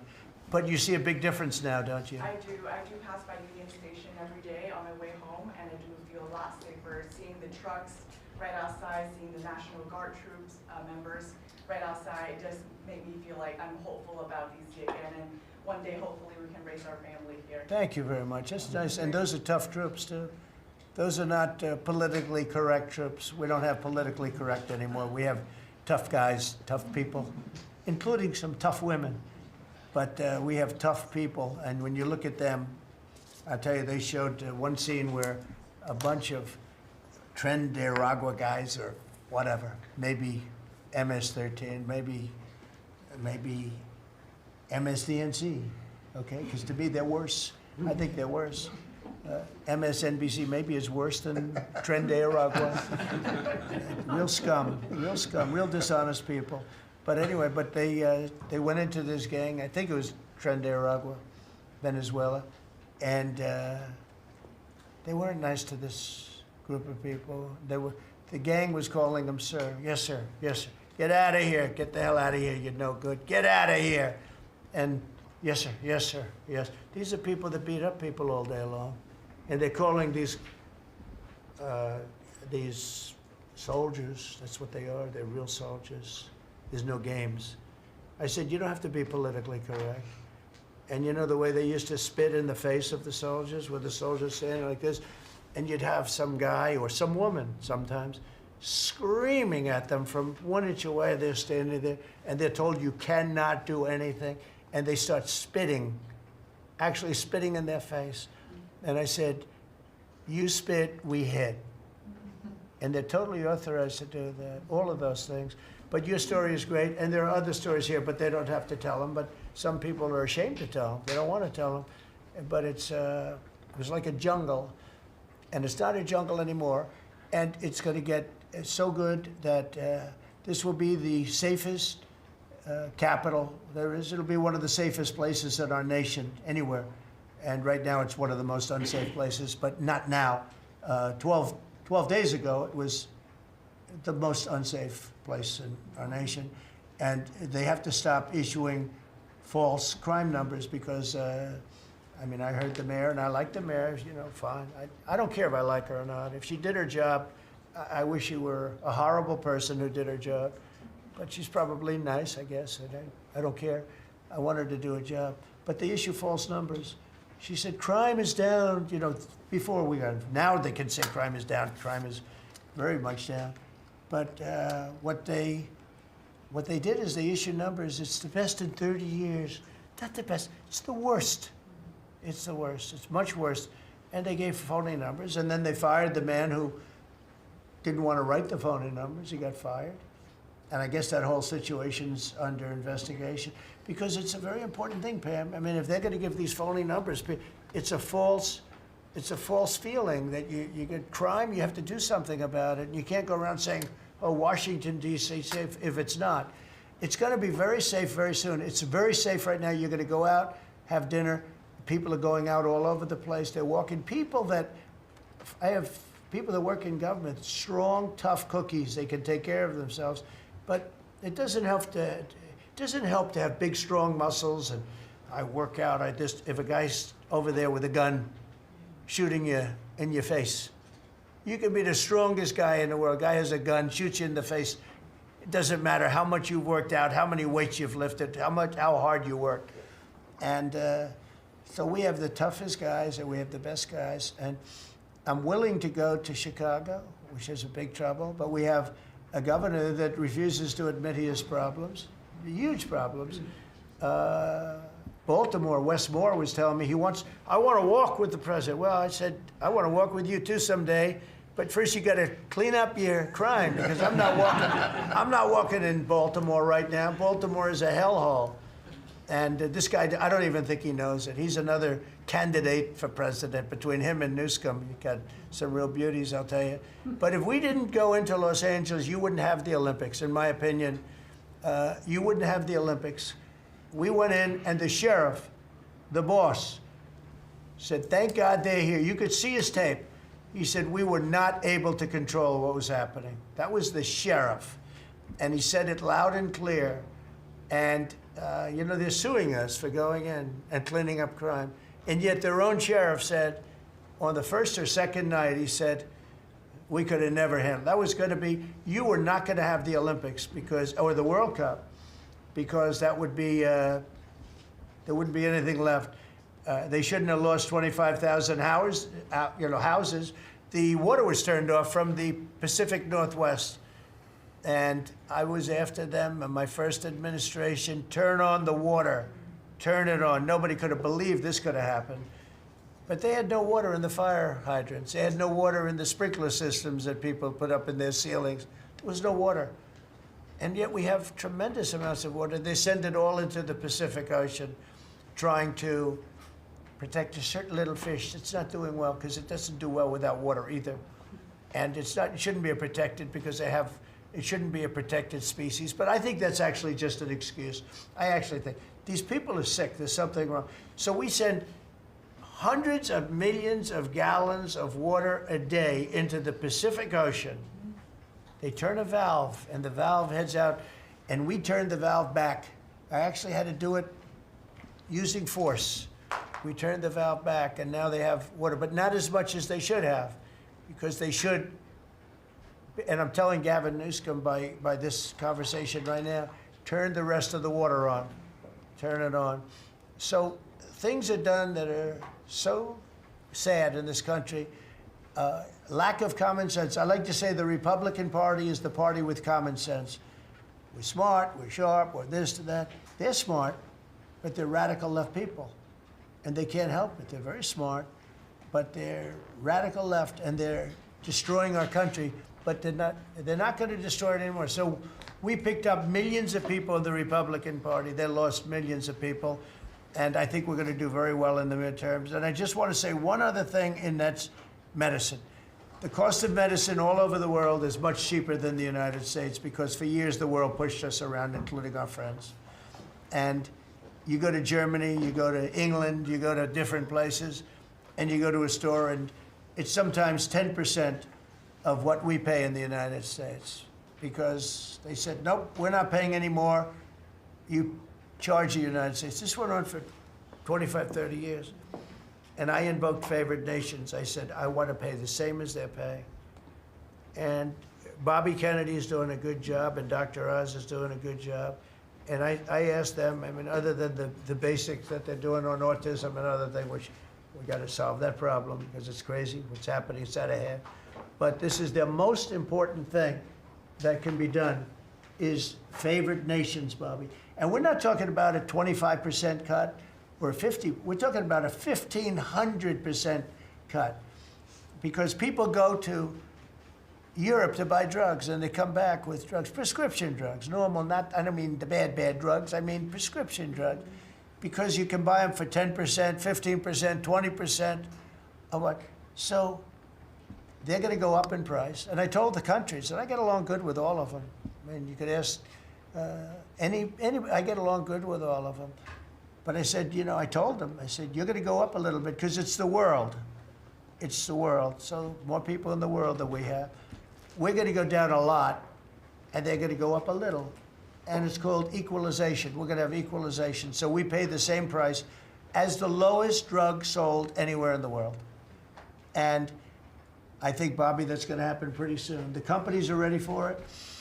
They had to go for years. I was with a very great gentleman from Eli Lilly. I think he's an incredible executive. I mean, I'll mention the company and I'll mention him because we had this argument my first term, and then we had it in my second term. In my second term, I wouldn't stop until I won the point, and he threw up his hands. He says, you're right, I can no longer defend it. I can no longer defend that a pill that's made by Johnson & Johnson in a factory, in the same factory, in the United States versus a place in Europe or other places, including Canada, by the way, you could buy it for 10% or 15% or 20%, the cost of what we're paying, where we'd pay 5, 6, 7 times more money. He said, it's the hardest part of my job, defending that. I'm not going to do it anymore. I'm saying that we have to get down to business. And that's a great company. He's done a great job, and I appreciated it. And it really broke the ice because they were sending, well, we have to do research and development. Well, you have to do it for Germany and all these other countries too. Well, they think the United States should bear it. I mean, I heard this stuff and I finally said, it's over. Now, you have to have somebody that can get these countries to do it. I told them, if you don't do it, we're going to charge you a 25% tariff on everything you send into our country. That's much more money than what we're talking about. Then we have to get the drug companies to do it, and they'll do it because we have tremendous power over the drug companies too. So we're going to get it done. I just hope we get it done fast, Bobby, because this thing should go fast. But we're going to get, the cost of medicine is going to be 1,000%. Think of that, not 2%. And I'll just tell this last story. When I was in my first term, in my last year, I was so proud of myself because drug prices went down for the first time in 28 years under my administration. You know how much it went down? 1/4%. And I was so proud of that. And I held a news conference, I think you'll be able to find it, congratulating myself and my administration because for the first time in 28 years, drug prices went down. 1/4%, that little tiny, but it still went down. And I thought it was great. And then I realized, you know, it's a very complicated business and formula. You got to be very smart. I said, we're really getting ripped off by the whole world. The whole world is ripping us off. And what happened is I got on this kick, and I got the drug companies to agree, and I got countries to agree. And they're not agreeing because they think I'm a nice person. They're agreeing because I will put charges and costs and tariffs onto them that will be many times more than what they're going to be paying. So the companies are there and the countries are there, and we got to get it done, Bobby. We got to get it done, and we're going to have the biggest price of it. Now, that's going to lower Social Security, Medicare, Medicaid. This is going to lower everything because drugs go for everything. It's going to have the biggest impact, I think, of anything that can possibly be done. But your costs are going to be going down for medicine, for prescription drugs, will be going down at levels that nobody ever thought possible. And that's going to happen in a matter of a very short period of time. And we're all set with the countries, and we're all set with the companies. That's all you need, the two. And the middleman gets cut out. Under this scenario, the middleman doesn't exist anymore. That was the other thing. They always blamed the middleman. I said, who are the middlemen? Nobody knew who the middleman was. You know, That's right. they had the most complex formula. It was genius, but they didn't get away with it. So I'm counting on Bobby. Do you want to start, Bobby? Maybe we'll start with you. You can start with that and then go on to what we're talking about? We are deep into MFN negotiations, most favored nation status, negotiations with 14 companies. Howard Lutnick is a breath of fresh air, and I think he's going to help us get across the finish line with the leverage that we have from tariffs. They're smart. Don't let them get away with it, Howard. Well, the combination of Bobby's MFN and the 232 Pharmaceuticals, which we launched together, Right. when you put those two together, it really gives Bobby the tools to go execute your plan. So I'm supporting Bobby as he executes his plan. Good. Right? Yes. And this cabinet meeting is supposed to be about working Americans and bringing jobs back to this country, and particularly rural America. And I want to mention the big, beautiful bill. Right now, we spend 7% of Medicaid dollars on rural hospitals. So they're getting the short end of the stick. It's about $19 billion a year. Under the Rural Transformation Program, we give them an extra $10 billion a year. So we're raising an infusion of cash to rural hospitals and rural communities by 50%. It's going to be the biggest That's good. infusion in history, and it's going to restore and revitalize That's so these good. communities. And we can't survive as a nation if we don't honor our rural communities, which are the source of our values, our virtues, our character, our economy, our food. And you are bringing that back. You are bringing those communities back. I wanted to talk, because you mentioned the wind farms, we now have an interdepartmental coalition, a team, which is Doug Burgum and Howard Lutnick and Chris Wright and Pete Hegseth. We're all working on this issue. And Lee, sorry, Lee. We're all working together on this issue. We're meeting together. There are right now 11 wind farms planned that were launched during the Biden administration. Between Maine and Virginia, it's 1,130 towers. These towers are twice the size of the Washington Monument. The blades on them They're are, massive. It's so crazy. the Go ahead. blades are 350 feet long, one blade. One of these blades blew up on Nantucket last summer, and the water was filled with shards of glass, of sharp glass, so it's dangerous to swim. They had to close the beaches, but they have indemnified themselves so the local communities can't sue them. None of these projects are bonded. If you build an oil derrick in the Gulf, you got to put a bond down. There's no bond for dismantling them, and that's one of the tools that Doug is now using to challenge some of these projects. None of the cost of energy from these projects is 39 cents a kilowatt hour. The average cost in this country is 17 cents per kilowatt hour. And natural gas is 3 cents. Right. So it is the most expensive energy. I've been representing commercial fishermen for 40 years. They are so excited about what you're doing, Mr. President, because their fisheries are being wiped out. As soon as they begin construction, the groundfish fisheries just disappear. The fish leave the area. They've killed 160 whales in the last 2 years. So they're wiping out the whale population, the Atlantic whale population, the big whales, the minkies, the gray whale, or the humpback whales, the right whales. And you are going to save the whales on the East Coast because of this. You're going to save these economies that are based upon commercial fishing. I'll say one other thing about fishing.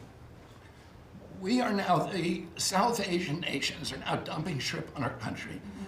The shrimp is heavily contaminated. We just stopped a shipment that was contaminated with cesium-157, which is radioactive.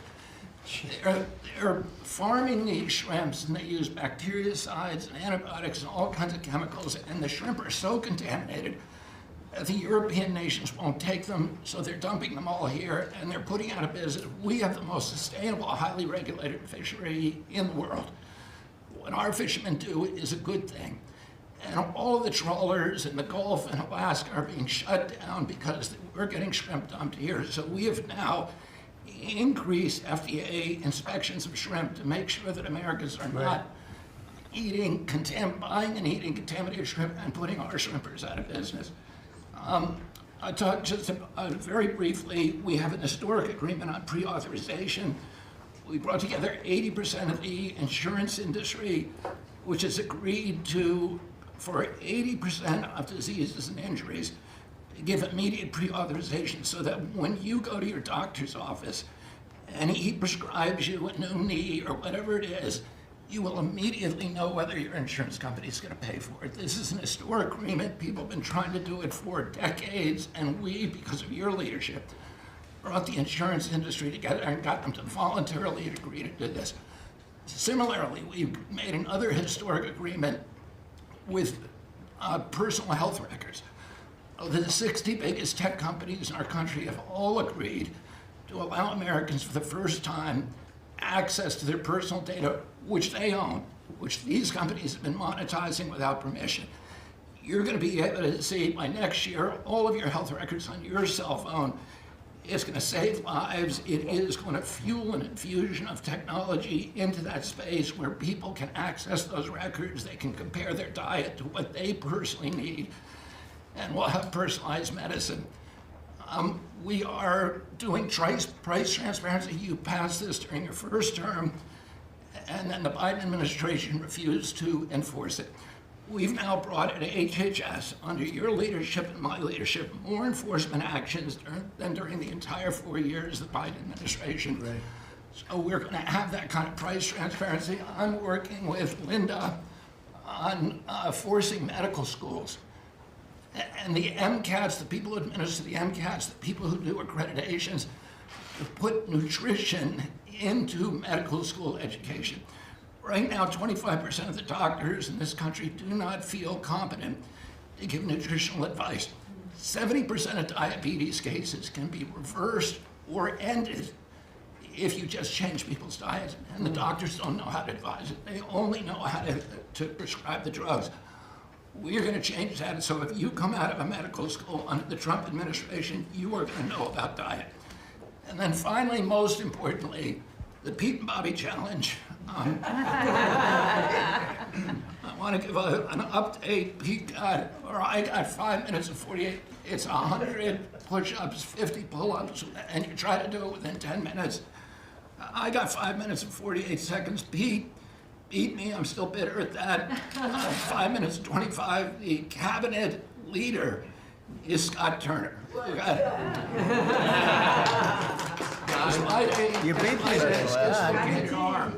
That's good. 5 minutes and 15 seconds. I'm waiting for reports from the rest of the cabinet.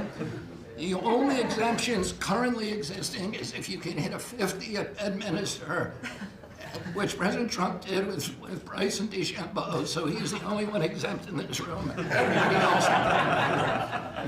That's great, Bobby.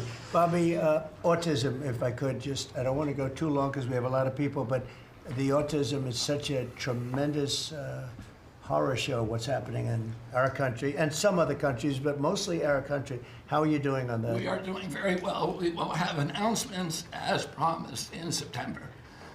We're finding certain interventions now that are clearly, almost certainly causing autism. And we're going to be able to address those in September. It's such a big day. I'm looking forward to that day because there's something wrong when you see the kind of numbers that you have today versus 20 years ago. And those numbers, what are those numbers, Bob? Well, in 1970, the biggest epidemiological study in history was done in Wisconsin. They looked at 900,000 children, and they were looking for autism. They knew what it looked like, and they were very, very precise about it, and they found an incident rate of 0.7, in other words, less than 1 per every 10,000 children. Today, our most recent numbers are 1 in every 31 kids. It's probably actually much worse than that because California, which has the best collection system, is reporting 1 out of every 19 children, American children, has autism, 1 in every 12.5 boys. So it's gone from less than 1 in 10,000 in 1970 to 1 in 12.5 boys. Think of today. those numbers. So there has to be something artificially causing this, meaning a drug or something. And I know you're looking very strongly at different things, and I hope you can come out with that as soon as possible. We will. So 1 in 10,000 and now it's 1 in 31 or 34 or 12 if it's a boy. Can you imagine that? 1 in 12. That's for a boy. On average, 12.5 boys. It's not even believable that that could be. And that was 1 in 10,000 not so long ago. I've been hearing these numbers, and they get worse and worse every year. There's got to be something. I think there's nothing, including favored nations and everything else, there's nothing that can be, if you can find out the reason that that's happening, and I know we're gonna do some things. I think it's, I think we maybe know the reason, and I look forward to that press conference, to be with you on that press conference. That's going to be a great thing. Thank you, Bob. You're doing a great job. Linda, how about it? And we want nothing less than $500 million from Harvard. Don't negotiate, Linda. They've been very bad. Don't negotiate. Go ahead. All of that's working well. Mr. President, thank you very much. Since we are focusing today on Labor Day, and I know that Kelly and Lori are both going to echo some of the things that I'll say as well, we are really focusing, on our workforce. But what I'm finding with great joy around the country is that states really are being innovative and working more with middle schools and with high schools to make sure that we are having hands-on learning. There are pathways to jobs that are happening now. And if we see more and more of our community colleges working with our middle schools and our high schools, so that high school students are graduating not only with a diploma, but a certificate that they have worked with, perhaps with a Toyota or another company that is coming in, public-private partnerships. And they're learning on the job so that when they graduate from high school, they're ready to go into the workforce, because we know with all of these wonderful jobs that are coming back into the country, through AI, through just our normal jobs, we need electricians, HVAC operators, etc. If we don't have this training, we're not going to have the workforce we need for all these wonderful jobs. So governors are really excited about this prospect.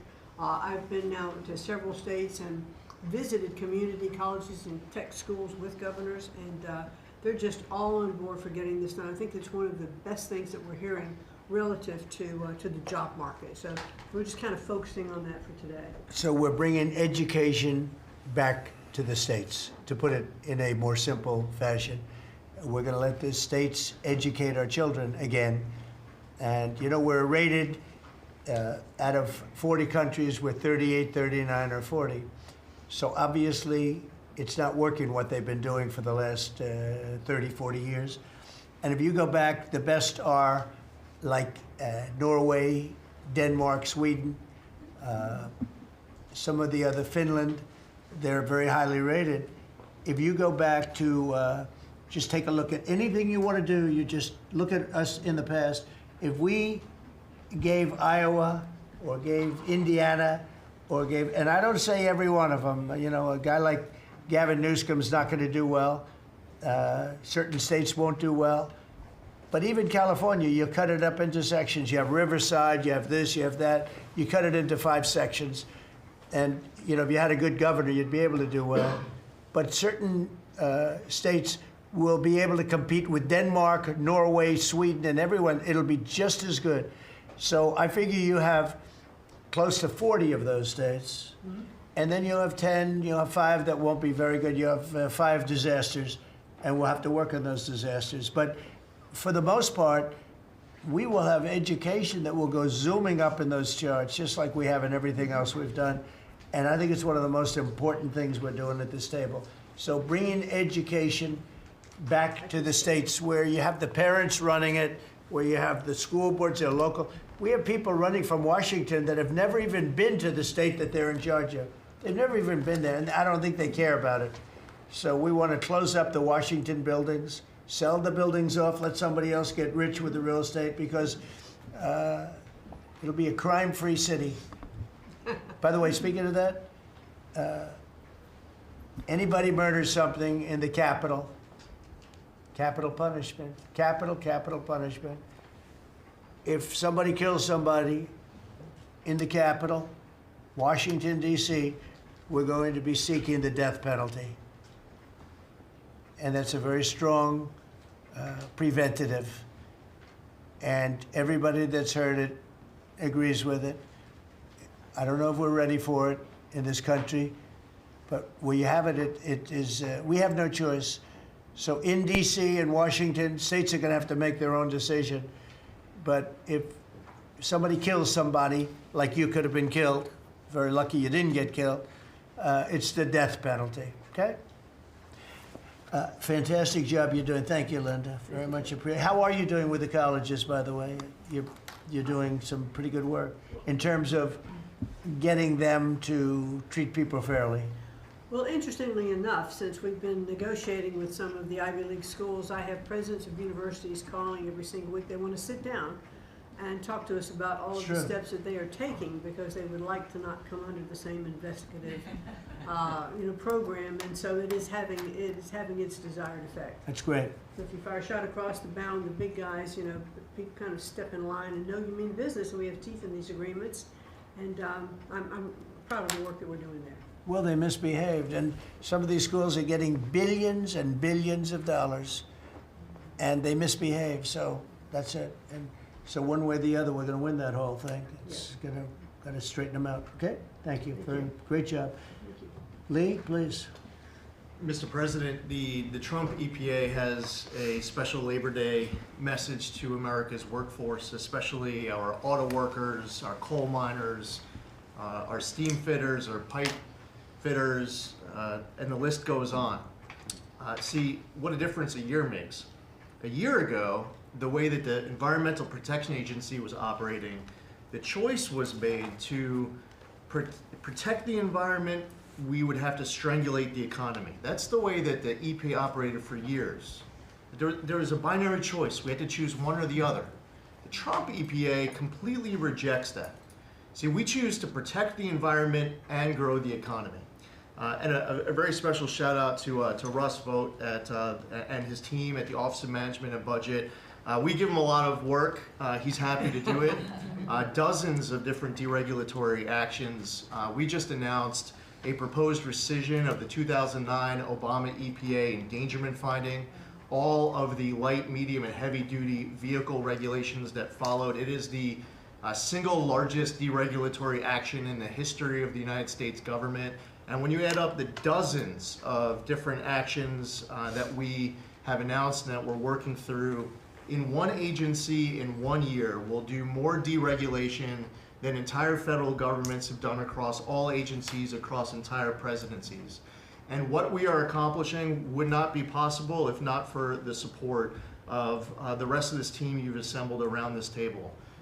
The well-oiled, well-wired machine at the White House, led by Susie Wiles, and the DCOSP, the policy shop, led by Stephen Miller, they have been amazing to work with. I was just in Iowa with Administrator Loeffler, who made an announcement with Secretary Rollins to reverse the deratement on diesel exhaust fluid systems.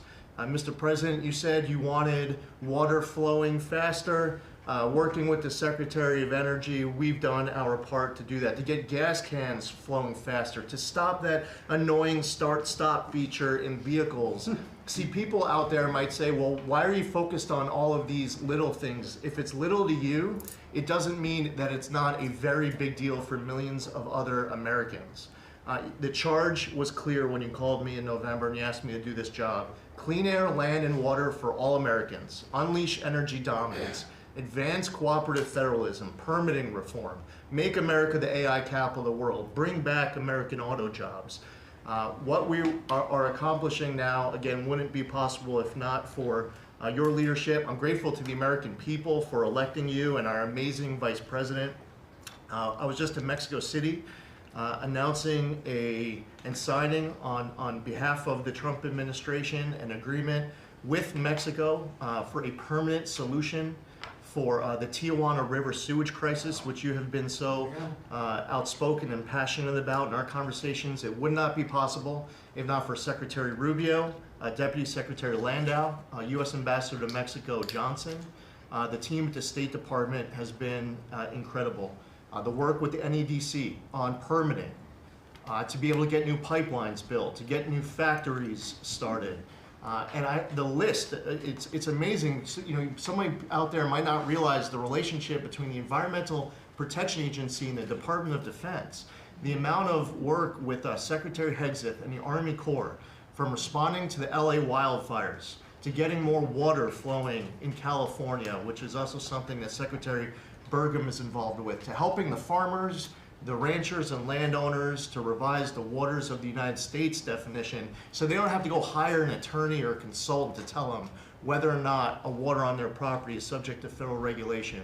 Thank you for putting this entire team together. It's an honor to be at the Trump EPA, where we choose to both protect the environment and grow the economy. It's a very happy Labor Day for America's workforce.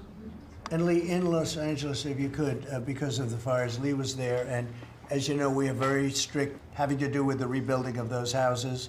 And Lee was able to get the approvals done for everybody immediately. It was so fast, nobody could believe it.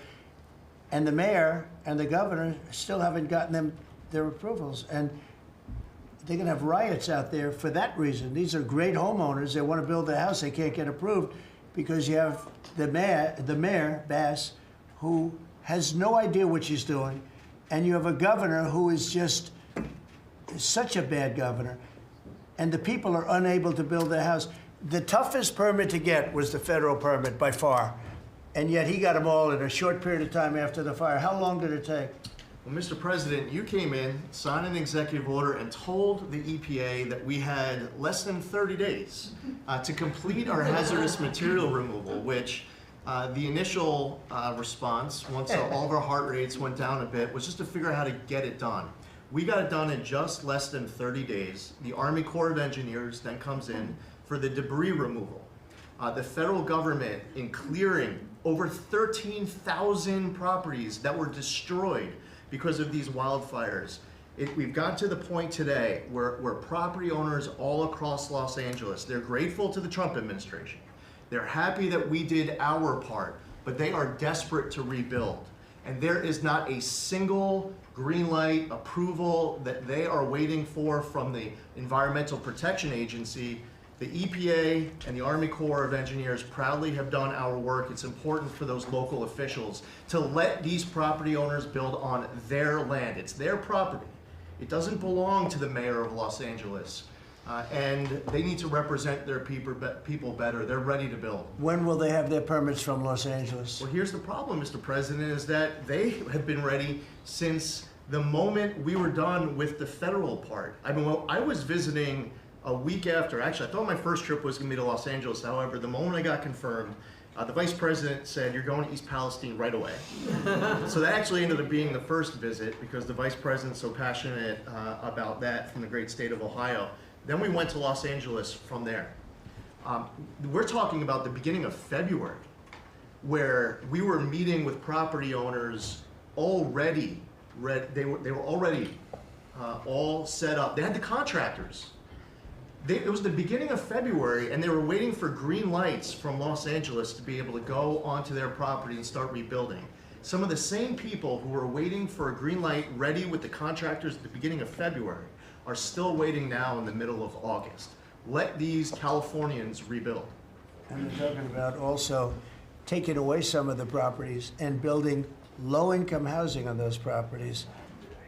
They're going to have problems like they've never had before. These people don't know what they're doing. So we have all our permits. Everything the federal government has to do was done long ago. They should have been. I went to a town hall with Lee, but we were there, and the mayor was saying it would take 2 years, maybe 3 years to get this approved. I said, no, not 2 years, 2 days. They should have it in 2 days. And I toured the site, and I met 100 homeowners, all standing in front of this site a couple of days after the fire, and they were ready to go right then. They wanted to just build right then. And the city won't let them do it. Los Angeles, I don't think it's that they won't. I think they're incompetent, okay, to be honest with you. I think they just don't know how to go about it. It is so badly run by Newsom and by Mayor Bass. Mayor Bass, she was in Africa during the fire. She knew the fire was starting to rage, and she decided to take a trip to Africa. These people are they're just bad. You know, you're talking about make America great again. They could never make America great again, but we are doing that. congratulations, you found some interesting things, Tulsi. She's becoming a bigger and bigger star every day. She found a lot of good things. Go ahead. Thank you, sir. As we approach Labor Day weekend here, this is just such a great opportunity really to recognize your leadership as a true champion for working people. And I know we'll hear as we go around the table here how your focus singularly on putting the well-being and interests of the American people first is that common thread that we're seeing in your policies being implemented across your administration. For ODNI, number one, our focus is and must always be making sure that our intelligence community is focused on our mission, keeping the American people safe, secure, and free. We're doing great work on this front. I'll point out our National Counterterrorism Center, led by Director Joe Kent, are working across different agencies with Homeland Security, DEA, FBI, and others to catch terrorists, both those who are trying to come into our country, those who may already be in our country. They are finding the worst of the cartel bosses and making sure that they're not able to continue to wreak havoc and terror in our communities. Secondly, Mr. President, you have charged me with the mission of finding the truth and telling the truth to the American people. And we've exposed some of the worst examples of the weaponization of intelligence in the last several weeks. I will continue down that mission and that path wherever it leads. Transparency, telling the truth is what will drive true accountability for the American people who deserve nothing less. And lastly, Mr. President, all of us are charged with being good stewards of taxpayer dollars. I've gone through a reorganization for ODNI that we've announced in the last week.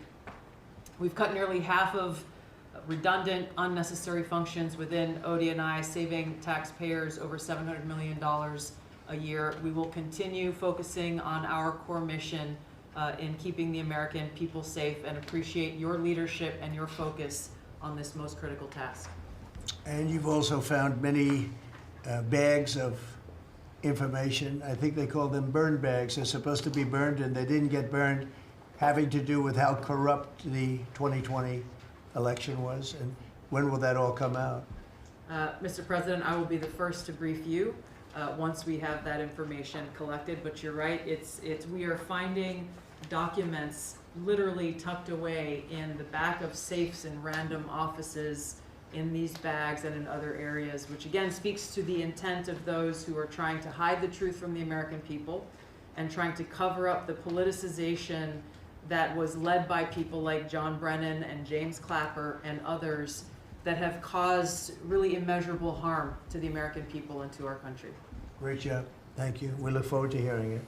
The public looks forward. Thank you very much. Administrator? Thank you, Mr. President. Well, everyone knows there's no stronger advocate for hardworking American families than you, sir. Thank you for the largest tax cut in American history for working families. The average family of four is going to save about $10,000 take-home pay more a year. And what we're seeing is an increase in the child tax credit, the increase in the standard deduction. Hardworking families are going to benefit from this bill, and small businesses. There's no bigger beneficiary than Main Street, because small business makes up 99% of all businesses in this country. I've traveled to nearly half of our states, 24 unique states. I've made 40 state visits. In fact, I was with our great vice president at a small business manufacturer in Georgia last week. I was with a trucking company in Ohio. I was in Michigan at a motorcycle manufacturer. The return of Made in America is going to be driven by small businesses, because 98% of all of our manufacturers in America are small and medium businesses, 600,000 factories that employ 5 million people. And as Secretary McMahon mentioned, this work-based learning that is going on in professional and trade schools is real. I've visited them from Utah to Maine to Georgia and seen this revolution in education happening. So small businesses need skilled labor. Now that you solve for inflation, for the taxes, every Democrat voted for a $4 trillion tax increase on the backs of hardworking Americans. And so you prevented that. And now we've got fair trade. And thanks to Administrator Zeldin, we're seeing deregulation. I mean, this diesel exhaust fluid crushed farmers and construction and other heavy industry. So rolling that back makes a real difference for small business. And your domestic economic agenda is amplified through small businesses, which is why small business optimism is above its 53-year average, finally. And so Main Street appreciates it.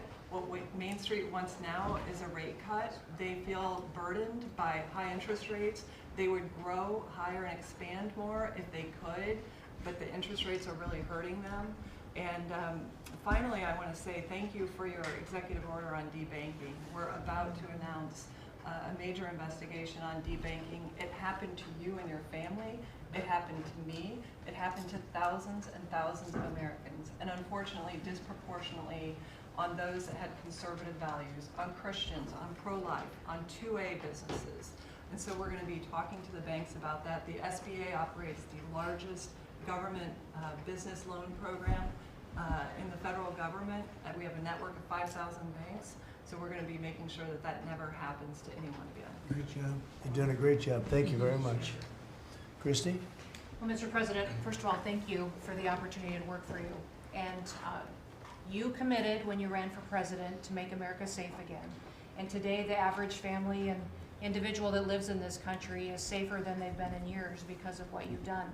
We've got 3 months in a row now with 0 illegal aliens coming into this country. And I want to thank Pete and the Department of Defense for all of their help. They're down at the border with us still, helping us keep that border secure and make sure we know who's coming into this country. You've arrested and brought to justice hundreds of thousands of illegal aliens, criminals that have perpetuated violence against American people. Sir, you've had 1.6 million people voluntarily go home to their home countries that were here in this country illegally. Because of your strong message and you enforcing the law, they decided to go home on their own so that they could come back the right way someday and be American citizens. But what I think is one of the most remarkable statistics is that under Joe Biden's administration, 88% of new jobs went to foreign-born individuals.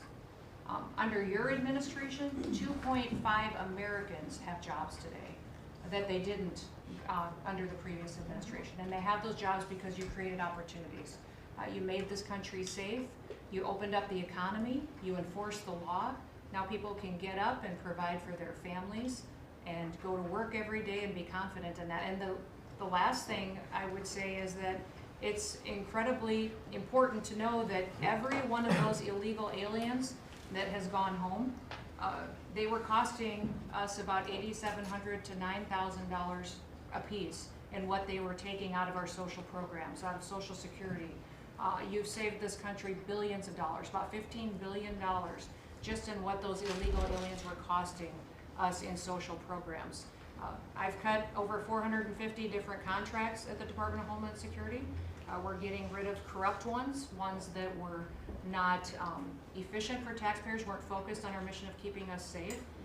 And we've also renegotiated and brought in our biggest vendors that said you have to do better.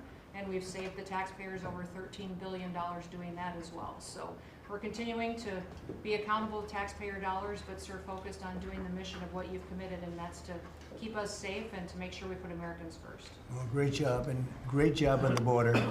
We had millions and millions of people coming in. To think 3 months in a row, 0. Incredible. That's some job. Thank Tom and everybody, and Pete, good job. Not surprised. Thank you very much. Chris, please. Chris. Sorry about that, Mr. President. Like Secretary Noem, I'm thrilled to be here to work with you on the simple platform you were elected on, which was to bring back the American dream, to bring jobs and opportunity for families across the country and to lower their costs so they can live their lives and expand the choices they have. You led off today talking about gasoline prices. I'll throw in diesel. If you correct for inflation, they're at multi-decade lows. This is a huge expense. This is a huge constraint on people's lives. We should celebrate that. Natural gas has become our main industrial fuel, powering factories around the country. Natural gas prices are quite low in this country, and they're lower than in any country in the world. The reason for that is the United States produces 2 times more natural gas than the second largest natural gas producer in the world, and 4 times more natural gas than the number 3 and number 4 producers in the world. So you've opened up American opportunity and energy together with the work of Secretary Burgum, Administrator Zeldin, Secretary Lutnick, Secretary Rawlins. You know, we've made it easy to produce energy in America again, and those benefits are flowing. I could go on about this stuff forever, but let me talk about one specific area of energy, electricity. That's in the front of people's minds. When the day you were inaugurated, we get hold of all the data. We can look at the resource plans of utilities across the country. What you inherited when you arrived was a plan over the next 5 years to close 100 gigawatts of reliable electric generation. So that's 100 large power plants. Now that was offset with a plan to build 22 gigawatts of reliable electricity generation. Their plan was to close more than 4 times as much electricity generating capacity as they were going to build in that 5-year period. How do we lead the world in artificial intelligence if we're shrinking our supply of reliable electricity? How do we reshore steel and aluminum and automobiles and semiconductors and all those jobs Americans want back in our country when we're degrading and shrinking our energy system? We were going to hand that leadership to China in artificial intelligence, not just to our economic loss, but to our huge national security loss. Your team around this table, and almost everyone around this table is involved in it, is just to completely pivot dramatically. We're stopping the closure of all these plants way before their retirement date. Some plants get to their end of life. That's a small percent of the planned closures. Most of those were just political nonsense at the cost to American taxpayers. So we have rapid new construction of power plants under in the United States. We're doing everything we can with suppliers who build the equipment for these power plants. They've got to build their factories bigger to build power plants in America. People thought those days were past. We weren't going to build big things in America anymore. We're just going to keep sending it over to Asia and overseas and just buy other people's stuff. Totally nuts economically, totally nuts for national security, and of course crushing for working Americans, particularly Americans that work with their hands. But we are seeing a revitalization of those people, of that optimism. You showed that picture of that plant being built in Arkansas, dozens of those under construction, just in artificial intelligence. But the reshoring of steel, of aluminum, of plastics, of fertilizer, semiconductors. Like this, America's the land of opportunity. How did we get to become this awesome nation? Because we believed in the American dream and we leaned in on it. But the wealthy in our country and the coastal elites that live away from where stuff's actually made, they just lost their way, and politicians just let them have it. Your tireless campaign and your relentless messaging made people realize the American dream isn't dead. It's just been smothered, and we're unsmothering it and setting it loose. God bless your efforts. God bless your assembly of this team around this table. We're bringing the American dream back. Yeah, thank you, Chris, very much. Great job you're doing. Appreciate it. Lori, please. Mr. President, everybody here who spoke works at the Department of Labor, clearly, which I love. They have all the correct talking points, but I think that's a testament again that we are all working together every single day.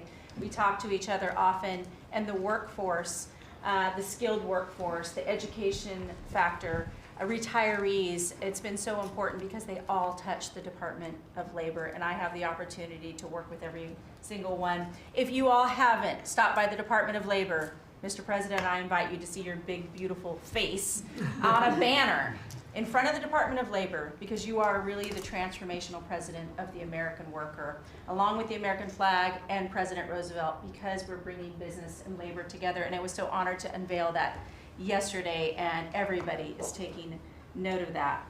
You also mentioned crime, and I think it's been important for my colleagues to recognize that now American workers can return to work and feel safe. That business owners aren't shutting down their businesses because they're afraid they can't protect their workers, and now it's open for business again, and it's starting right here in our nation's capital. Many things have been mentioned about consumer confidence up. Unemployment is holding steady and more than 2 million net jobs for native-born Americans has been key under your leadership. 84% of the workforce and jobs has been produced by the private sector. I think that was the mission of this administration and the Department of Labor. And I will continue to say for a little bit longer until I heard you today, the One Big Beautiful Bill, because it equals one big beautiful workforce. And Congress passed this legislation. It probably will be the single most important bill that they did sign, because it is protecting our American workforce by expanding Pell Grants and childcare and reduction in taxes, that they can keep more of their hard-earned dollars. I am at the Department of Labor announcing $30 million in grants for our skilled workforce, that I have an MOU with Secretary McMahon. I have an MOU with Administrator Loeffler. That's important to share the data points on how important this is. In June, we awarded nearly $84 million in grants for the capacity of what?